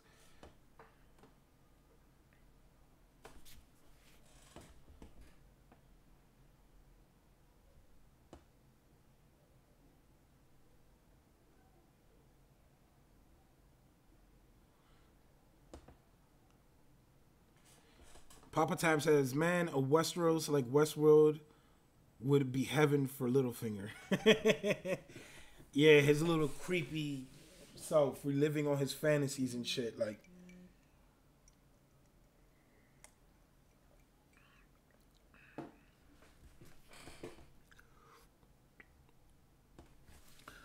I mean, I'm not even gonna lie. Do any of you guys play Game of Thrones Conquest? Game of Thrones Conquest, I play it, right? I like it a lot. It's really dope. It's cool. But yo, people on this game take shit too seriously. Like they have spies. They have like people trying to like obliterate houses and alliances. And I'm like, yo, Game of Thrones fans go way too hard, bro. Like it's insane how hard like Game of Thrones fans are going. You see what I was talking about? New York don't know how to be quiet, man. It's too loud out here. And my phone rings. I'm not talking to no one. All right, let's see.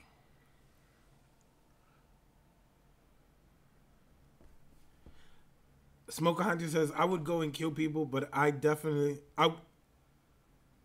is that I wouldn't? Or is that I would? Because I see a T, so I'm going to say I wouldn't go to kill people, but I definitely want the experience to experience Westeros. I mean, what would I want to do in Westeros? Probably pee off the wall like Tyrion. You know, I would be like, yo, give me the Tyrion package. Like I am the god of tits and wine. Like that should be like you know, over my head, whatever. That's like I would want to go the route of someone who is not in danger constantly, you know what I mean? Even though of course if it's like in Westeros you wouldn't be in danger, but what do I know? Let's see. Yo, what you call it? Since Tony's in the chat, I gotta have Tony on here one day. When I figure this program out, I want to have Tony on here, and I want to have a few other people. So, you know, once I figure this whole green screen and this program out.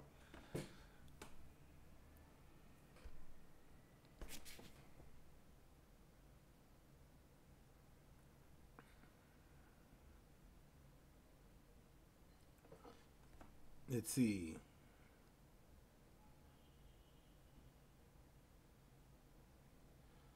The prince that was promised, that wasn't promised, says, I am dying to a sword fight. I mean, I can't fight for shit with a sword, so I would not go that route. I would probably go the route of having like a fake Bran. Like, yo, sellsword, come on. Like, you're my bodyguard or some shit. Like, Westworld is with guns.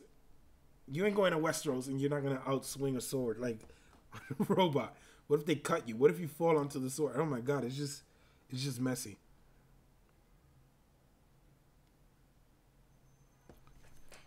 No, definitely, man. I mean, it's crazy because, like, I took such a long time off from doing videos.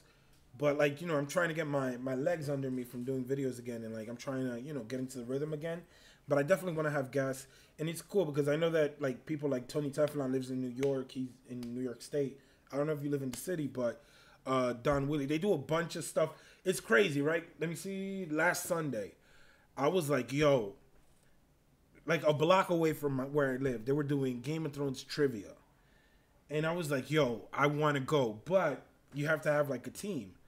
And I was like, I don't want to go and be on a team with nobody, like, you know, with people I don't know. So I was like, yo, we got to assemble a New York team and go to one of these trivia events because it would be dope as all hell. And it would be dope to kind of like vlog the event. But I mean, I was like, yo, I had too little time to set it up and to get people who I know who watch Game of Thrones, like in person, but because you know it was like at like I think it was like 2 in the afternoon on a Sunday, so you know it was a bit iffy. But I definitely want to do that. I might do that in the future.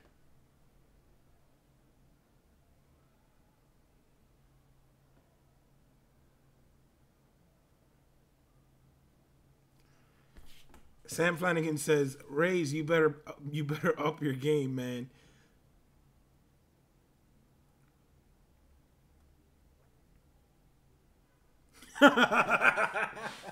Yo, that comment. Bubba Husky says, I could probably only afford the Jorah. Friend zoned and freaking grayscale. They touch you once and they friend zone you. Oh man, that was awesome, Bubba Husky. That was funny. I mean, I would imagine that the Tyrion experience would be extremely expensive. I'll let you know. Like, I know that they, Tony, I'll let you know what you call it. They have like a bunch in New York City. They do like these like trivia events, and I was like, yo, it would be mad funny to build like a super team of like people here in New York, like from the community, and just go and wash everybody. I know it sounds messed up, and maybe it might sound a little bit snobby, but I just thought it would be hilarious to be just go and have some drinks, whatever, play some trivia, and just wash everybody. Like, I would love that. Like, to me, that would be dope. And if we could record it, it would be even cooler.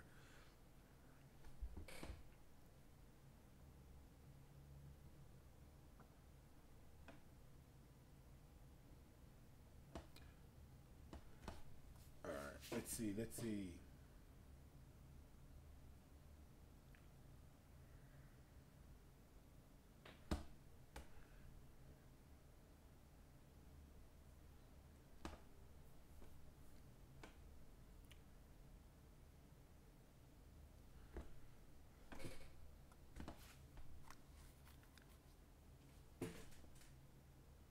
Oh, definitely. Oh, the prince that wasn't promised, he's down. I mean, I would definitely love to do like a group. That would be cool if we could mix like fan and like viewer and channels, right?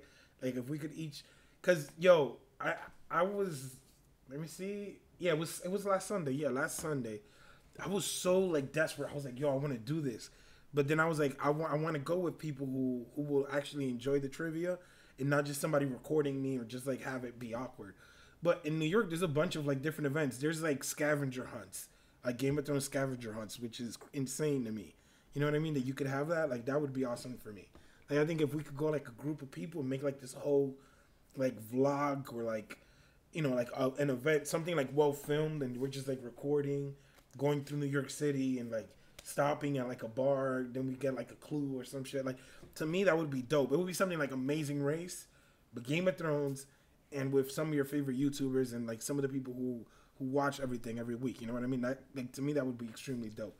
But I would have to check to see exactly how it's set up and to see if they could get us in there for free, because I don't know. I think they charge is like, I don't know how their whole setup is, but they definitely have a whole thing on there. You know what I mean? Like a whole Game of Thrones network of events. One thing that I'm extremely upset is that they never have Game of Thrones bars in New York. I've never seen one. You know what I mean? Damn. Thanks for joining us, Chris. Damn, he says it's 1:15 in the UK.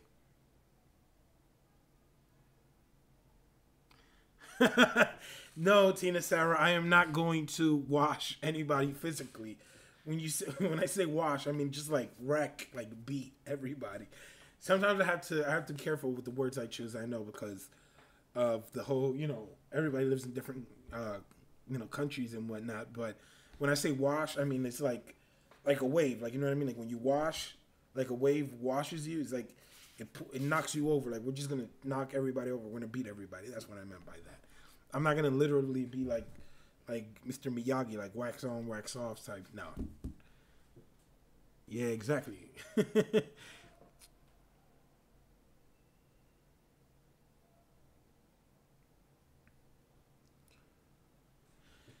I know, right? Damn, BBM got the right thought. Why don't we have a Game of Thrones bar? But they do like these pop-up bars in all these other like cities and whatnot. They have like all these awesome like bars. I've seen one like in Chicago. I've seen them like in different places, and I think in Finland I saw like a hotel and all this stuff. But they don't do stuff like that in New York. I think like the dopest events that are upcoming are Comic-Con, which they're gonna have a Game of Thrones panel possibly, and the Game of Thrones concert at Madison Square Garden that I want to go. This year I'm planning on going because I didn't go last year. Tina says, I was joking, but I didn't know the meaning. I mean, yeah, it's...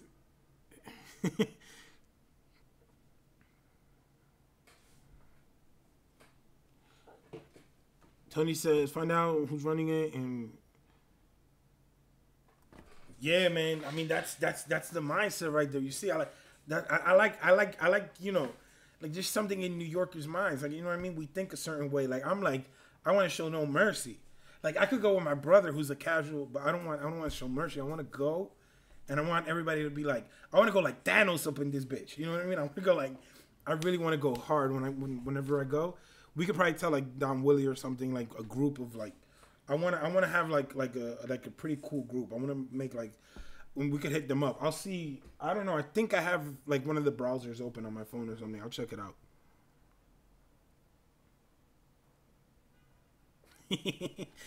Julio says we need Littlefinger's brothel / bar. Yeah, I don't know. I don't know about. I don't know how it'll fare in New York. Maybe in Vegas, you could be like Littlefinger's brothel, and that'll fly. Cardinal Doomsday says, Julio, that would be cool. No, that would get some business. Oh, definitely. Definitely.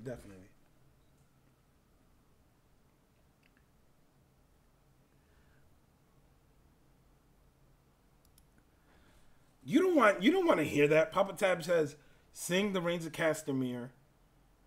I'm guessing you're saying in the brothel. I don't want to hear that in a brothel.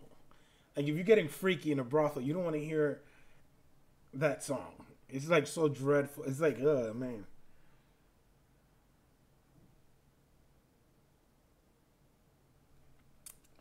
Nah, but yo, let me give some shout outs. Let me see. So I think I'm almost. You guys could send in any topics that you guys want, and we could probably push it a few more minutes. You know, we could keep on talking. If you guys want me to touch on anything, talk about anything right now, we could definitely do that.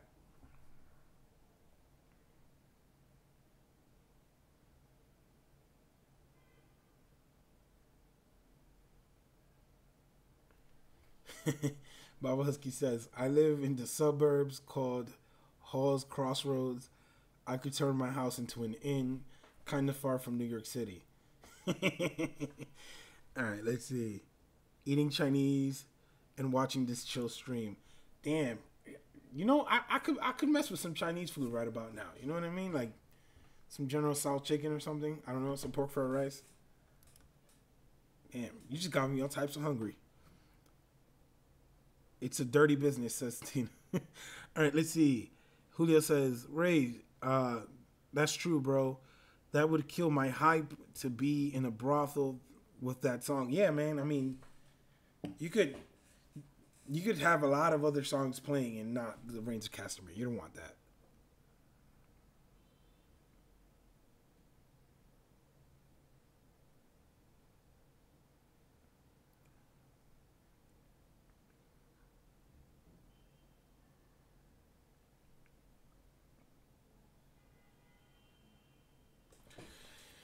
Oh, this is dope. Cherie McLean says, "Don't think the White Walkers can see clearly. It's what's said that they smell the warm blood in the air, cleaner beyond the wall. Cold weather / winter brings fresher air, making it easier for White Walkers to smell man."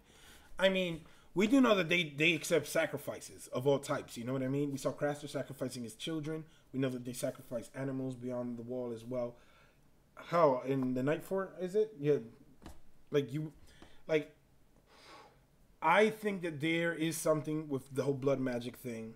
Maybe they weren't getting enough sacrifices. I don't know what it is. I think that it's going to be totally different, the end game from the books and the show, because again, the Night King isn't a thing in the books. Like, he is a thing, the Night's King, but the Night King isn't a thing like he is in the show. You know what I mean? Like, we don't see him every season, every book. So to me, there's going to be some difference there in those two things. You know what I mean? But I definitely could see something along those lines of blood sacrifice and that being an issue. Because, again, remember, the White Walker went after Gilly and Little Sam. Like, he wanted that baby. Like, it was important. So I definitely think that there is something to be said about their blood sacrifices and them wanting that.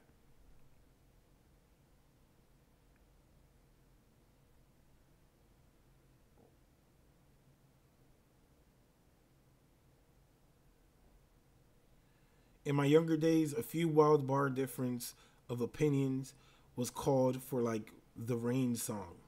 Let's see, medieval times in New Jersey is no joke to go to. I mean, I thought about going to the medieval times, but I was like, do they let you film? I would like to, like, if I go, I would like to film the experience, like, you know what I mean? But I know that every time I see medieval times, and I think about that Jim Carrey movie, The Cable Guy, when he goes insane, when they call them into like the battle, whatever, and him and Matthew Broderick getting like to a swinging sword and like he's like I just think about that. That's like the first thing that pops into my head when I think about medieval times. But I would love to go to medieval times. I've always wanted to go. The thing is like, how far is it in Jersey?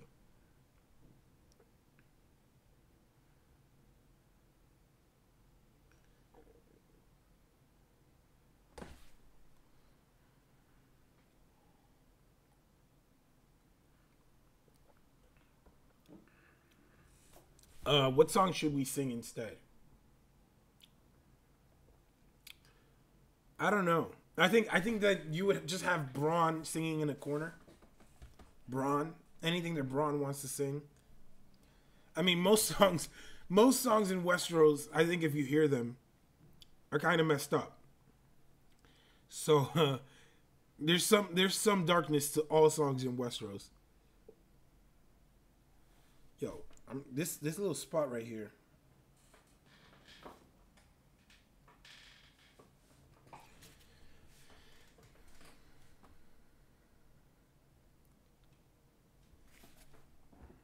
I was about to say the Bear and the Maiden Fair just because I have a bear, but I don't even think I would want that one.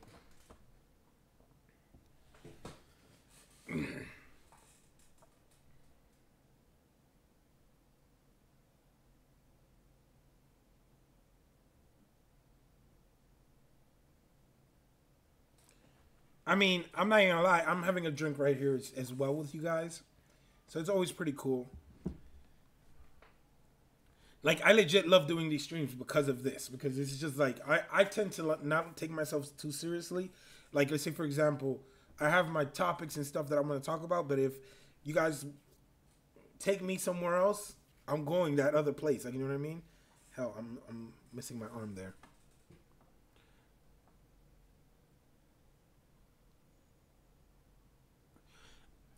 That's true, Smokeahunts. Life is all about sacrifice.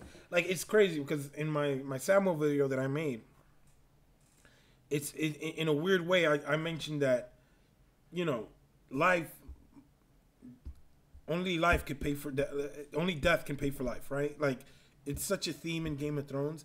Like for Sam to live the life that he wants with Gilly and him be happy, and the life that he was supposed to live as like Lord of Horn Hill or whatever, wherever he ends up, his father and brother had to die. Like you know what I mean? So it is a weird circle thing going on. You know what I mean?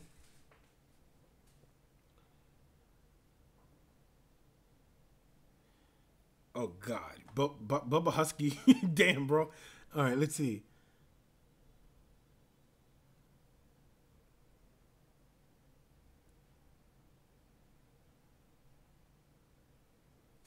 Blood of my blood sacrifice. Yeah, yeah, Britt. You see, Britt got something that was nice. You know what I mean? Hands of gold. I could rock with that. Like you know what I mean? No killing, no crazy murderous rampages or nothing like that. You know what I mean? I could.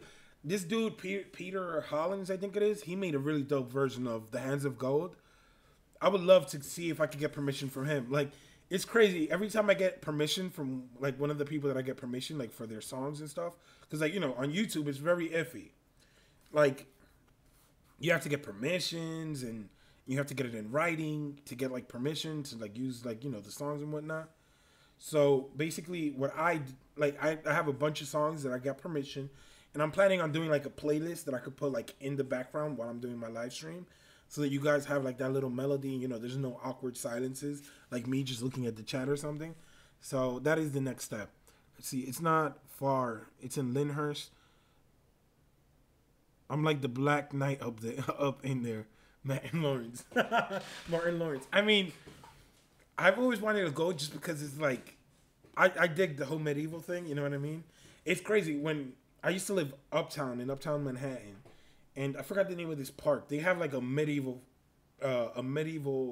like festival every year. It's like in uptown. It's like in around Dykeman. I forgot. It's not Riverside. Damn. Oh well. Most of you guys probably won't know, but this park, they do this huge medieval like festival, and they have like a bunch of like meat on sticks and like you know what I mean, like they go hard with how, like, you know what I mean. And I remember as a little kid I would always pass by, I was like, yeah, these people love this like medieval theme thing, like people dressed up as medieval characters, and you know what I mean. I was like, yo, I probably should go now that I'm older, but I don't know, I don't oh shit, I really don't, that must have been loud when that mic fell. I really don't go into Jersey that much. I have family in Jersey. Lyndhurst. Let me see. Where is Lyndhurst?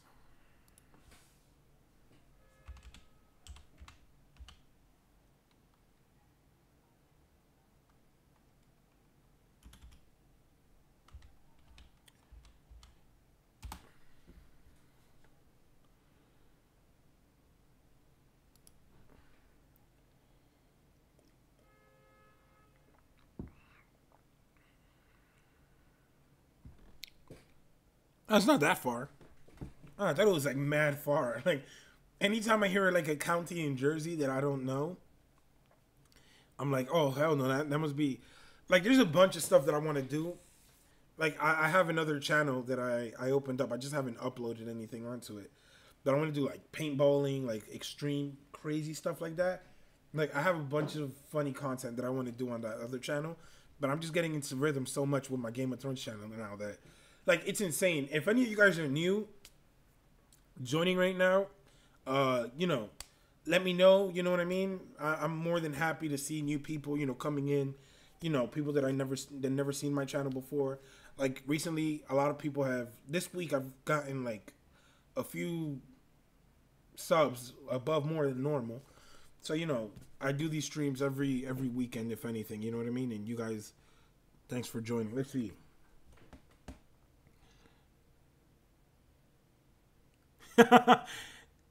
Cardinal Doomsday says politically correct songs in Westeros never gonna happen. I'm not saying politically correct because, you know, it is what it is. But I'm saying I don't want some song or some music that's just gonna kill my vibe. You know what I mean?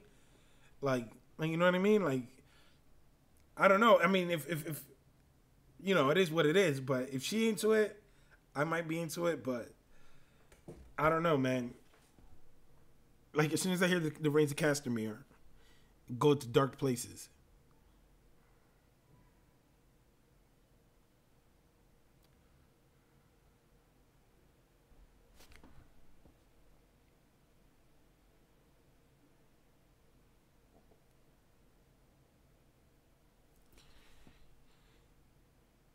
Let's see.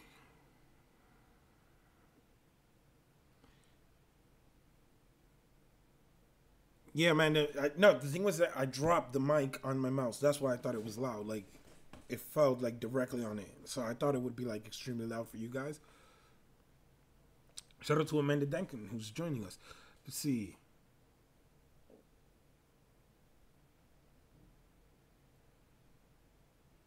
We were supposed to visit Medieval Times in Dallas, but everyone is too busy with the con. I mean, Medieval Times, like, I've always heard of it. It's one of those things that, like, you're like, oh, that looks cool.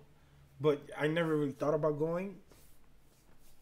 But now that I'm, like, newly born into Game of Thrones, and I love Game of Thrones and like, the whole medieval thing and fantasy thing, you know what I mean? It kind of, you know, hypes me up a little bit for it more.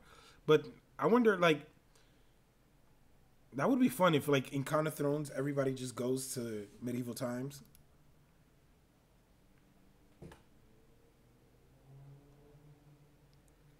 Hey, shout out to AU Pack Mule. Today is the day. Yo, I love how AU always brings that up. Today's the day, my friend. No, what you call it? Yo, tomorrow is Westworld Day. Westworld Day. I am extremely excited. I don't know. I'm happy. At least we got Westworld. I learned yesterday. Was it yesterday? I learned that they're filming Stranger Things. Hopefully, we could get that by October. It'll hold me off, till Game of Thrones season 8. I love having my little shows sprinkled in. Sense8, if none of you guys seen Sense8, I love that show. That's gonna come out soon. Final season. There's a whole bunch of stuff. I'm watching Legion. If any of you guys haven't seen Krypton, Krypton is a great show. I really recommend Krypton. It's really dope. I really like the way that they're doing it. It has a way bigger budget than I thought it would. Like the way that it's awesome. I really like that. There's a bunch of shows, man.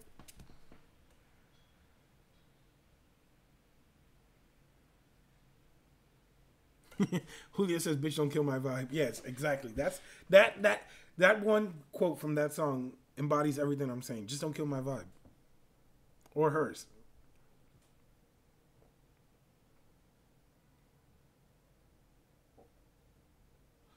Oh, sorry to hear that, Amanda Duncan. Amanda, hope he's feeling better. You know what I mean?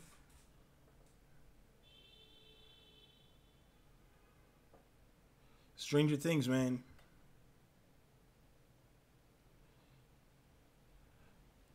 AU says he'll be streaming in the morning.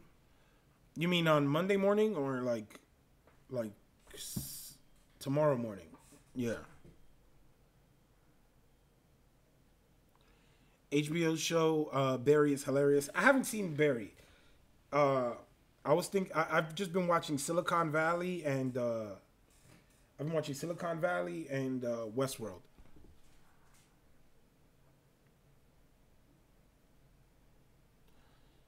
I haven't seen The Man in the High Castle. I haven't seen that one.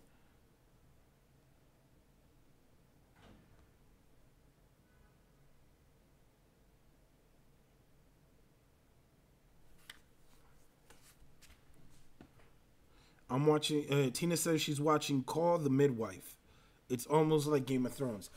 What you call it? There's a couple of shows that I've seen that I've been told, oh yeah, they're just like Game of Thrones. I saw this one on Netflix. Damn, I always forget the name on Netflix, the show. I always forget it. It's like about Vikings and whatnot. That one was really dope. I still have never seen Vikings. I might want to pick that up.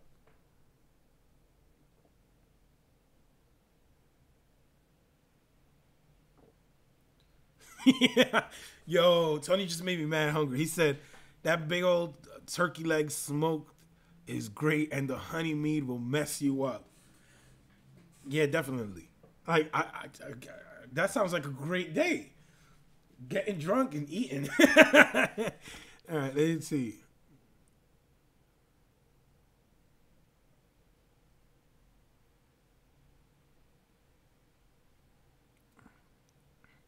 My coworkers have me watching a shit ton of anime right now. Yo, I have like a Naruto video that I have like the script written out. I'm gonna release it when Boruto has like a big episode coming up. I'm gonna release it during then because I want to have like people who watch that. I want them to see my Game of Thrones crossover video that I'm doing with it.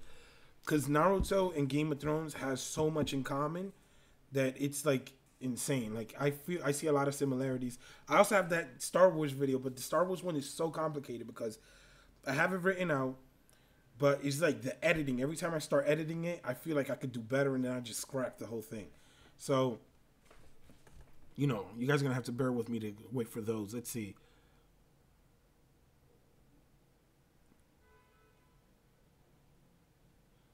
If anyone other than Ned killed Lady, Bran would not have woken. I don't think that's necessarily. I think that just because it looked like he was warged into it, or he was like, I think that he would have woke up anyways. You know what I mean? I don't think that it was just because it was Ned.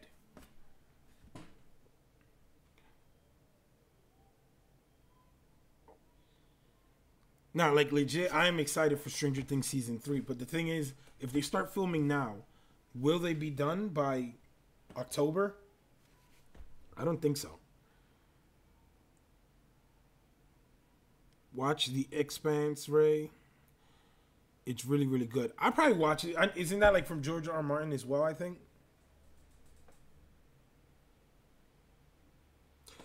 There we go. Mary Jade said The Last Kingdom. I always forget it. But The Last Kingdom on Netflix was really dope. Like, if you guys haven't seen that one, The Last Kingdom it'll hold you over. Like, I really enjoyed watching that.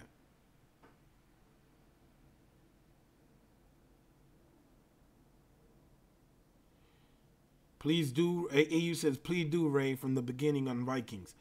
I would definitely watch it. Like, the thing is that, like, with me is that I watch so many TV shows. Like, my DVR is like 80% right now, and it's just insane. And it's crazy because I have like all the seasons of Game of Thrones, but I have all the seasons recorded on my DVR as well. So I don't want to erase it.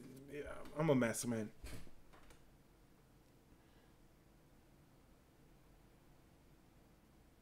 I would definitely do videos on it if it's really dope.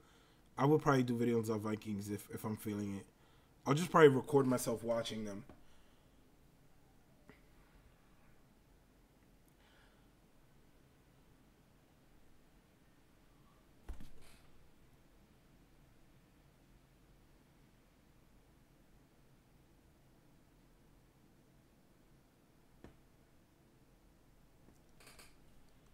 I mean, my brother watches everything. Bubba Husky says Netflix has some really dope original anime series. I know that Jaden Smith has one. I wanted to see that one. Just because Jaden Smith is always like so out there. But I want to see I was thinking about starting to watch Seven Deadly Sins. My brother was trying to get me to watch that.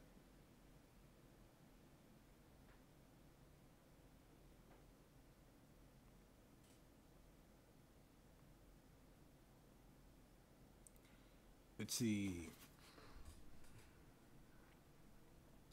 Hey, shout out to King McKay who's joining us in the chat.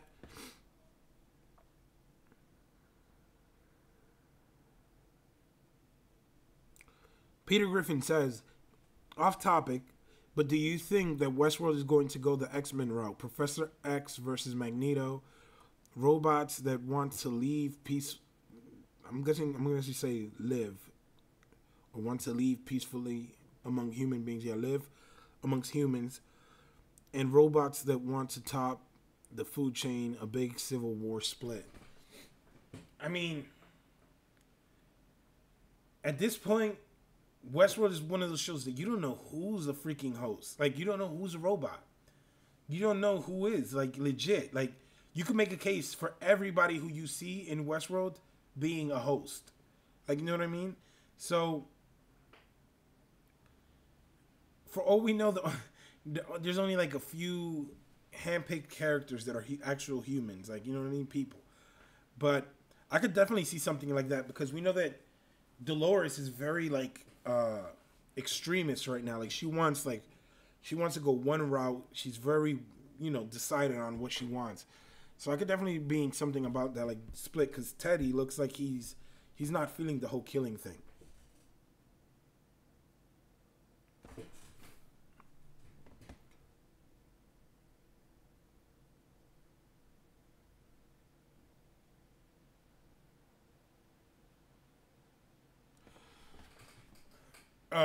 Steph, me personally, I think that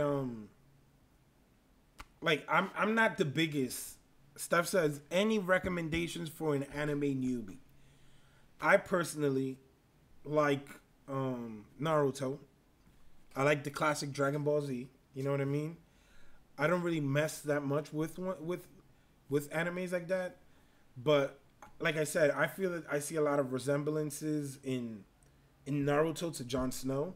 So if you have not seen Naruto, I would recommend you see Naruto. Like Naruto has like a pretty cool story. You know what I mean? Sometimes it can get a little bit cheesy, but towards the end, it gets very serious, very mature. Certain characters die. They're not like scared to kill important characters.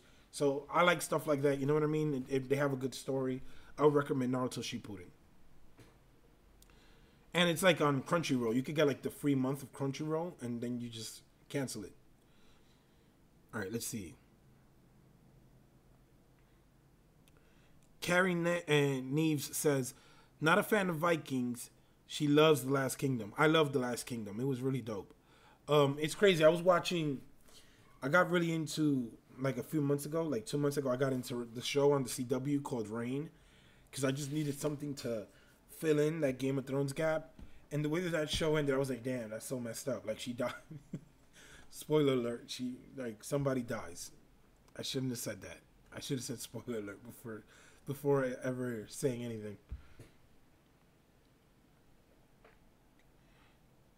Let's see.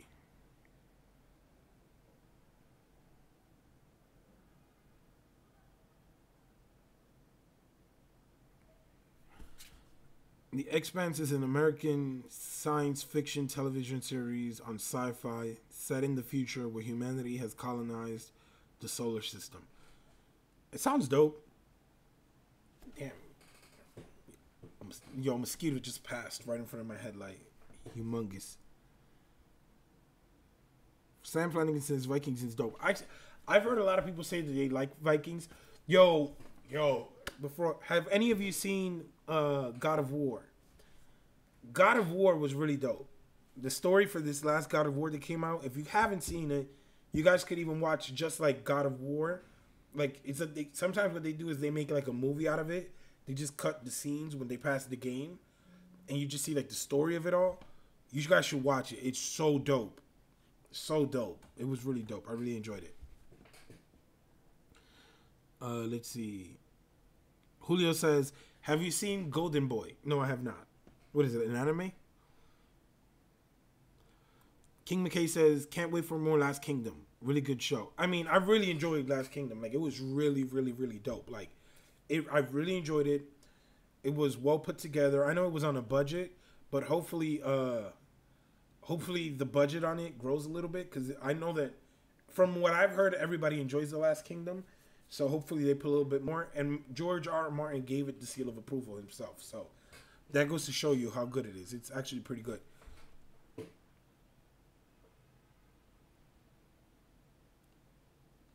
Somebody always dies. Oh man. I mean, I'm not gonna lie. I kind of take in, like, if I watch a show and it like bums you out, the show, if it's like a show, like a dark show, I pick that shit up and it just kills me. You know what I mean? So I tend to avoid shows that have a lot of murder. Game of Thrones is like a really big exception. I remember I watched Skins, the one where Gilly is in and Gendry, the actors who play them. I watched that and like it bummed me out. Then I watched the next season to try to recover. It bummed me out. And then I tried to watch the second series of Skins. I mean the third. And then I saw it was going down south. I was like, I'm not seeing this shit. I'm not going down that route. So I just avoid shit that bums me out because it's just like annoying.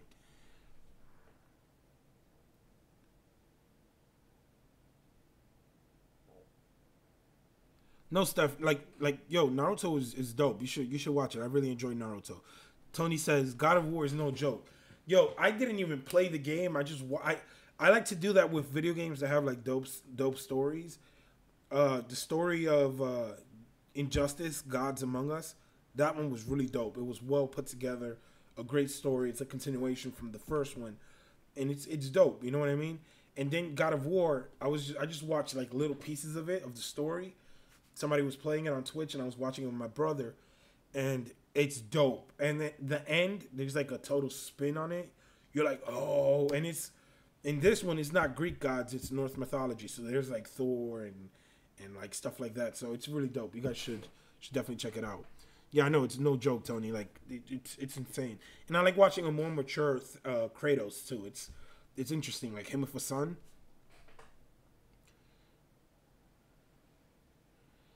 Yeah, Sam, you don't even have to be a gamer. You just go on YouTube and look up the stories. Like, just look up, like, the story.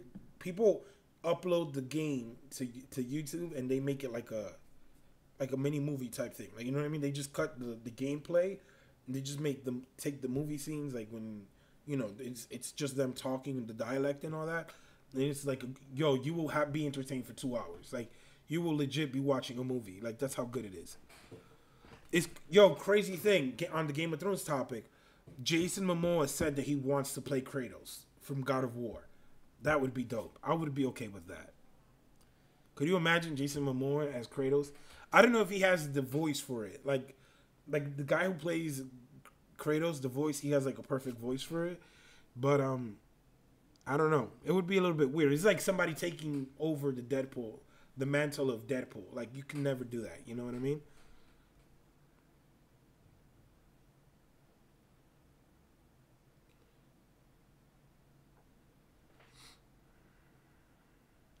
All right. Steph says, how is Naruto similar to Jon Snow's character? Now, I have a ton of notes on all of this, right?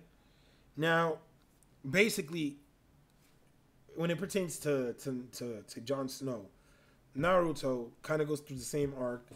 He never met his biological parents. As they, I don't want to give too much away, but basically, Naruto, the character, the story of Naruto starts off, there's like this thing, this demon fox thing, and they seal the power or this entity inside of this baby, right? But later down the line, that's Naruto, right? So he has this thing in him. But he grows up in the village, an outsider, because everybody knows that he has this thing inside of him that everybody fears. But instead, in the case of Jon Snow, it's because he's a bastard, right? He's like an outcast. Not many kind of frown upon him because he is something that he has no control over. When in reality, he is somebody of great importance. You know what I mean? Like, damn, it's like I'm trying to explain without giving too much away, because you know you wanna. His dad is someone important. His mom, someone important. They die. He never gets to meet them. Later down the line, he kind of wins people over. He makes a name for himself in the world. He wants to be like respected. It's really dope. Like, it's really dope. The only thing is like, I don't want to give too much away, because then like it kind of takes it away. You know what I mean?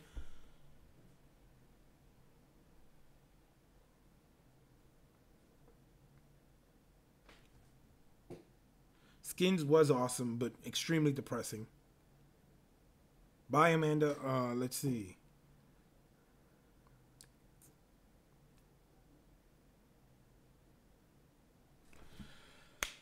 Yeah, I'm about to head out, guys, too, as well. Thank you guys for joining me. It's always fun. I will be going live next Saturday. I don't know what set topic is, but I will be going live next Saturday. Shout out to everybody in the chat who's joining, who joined us today, and people who are watching afterwards. Basically, I want to give a shout out to my 20 good men and women. My Patreon supporters. This is the thing I call the 20 good men and women. These are my 20 first supporters on Patreon that I'm, waiting on.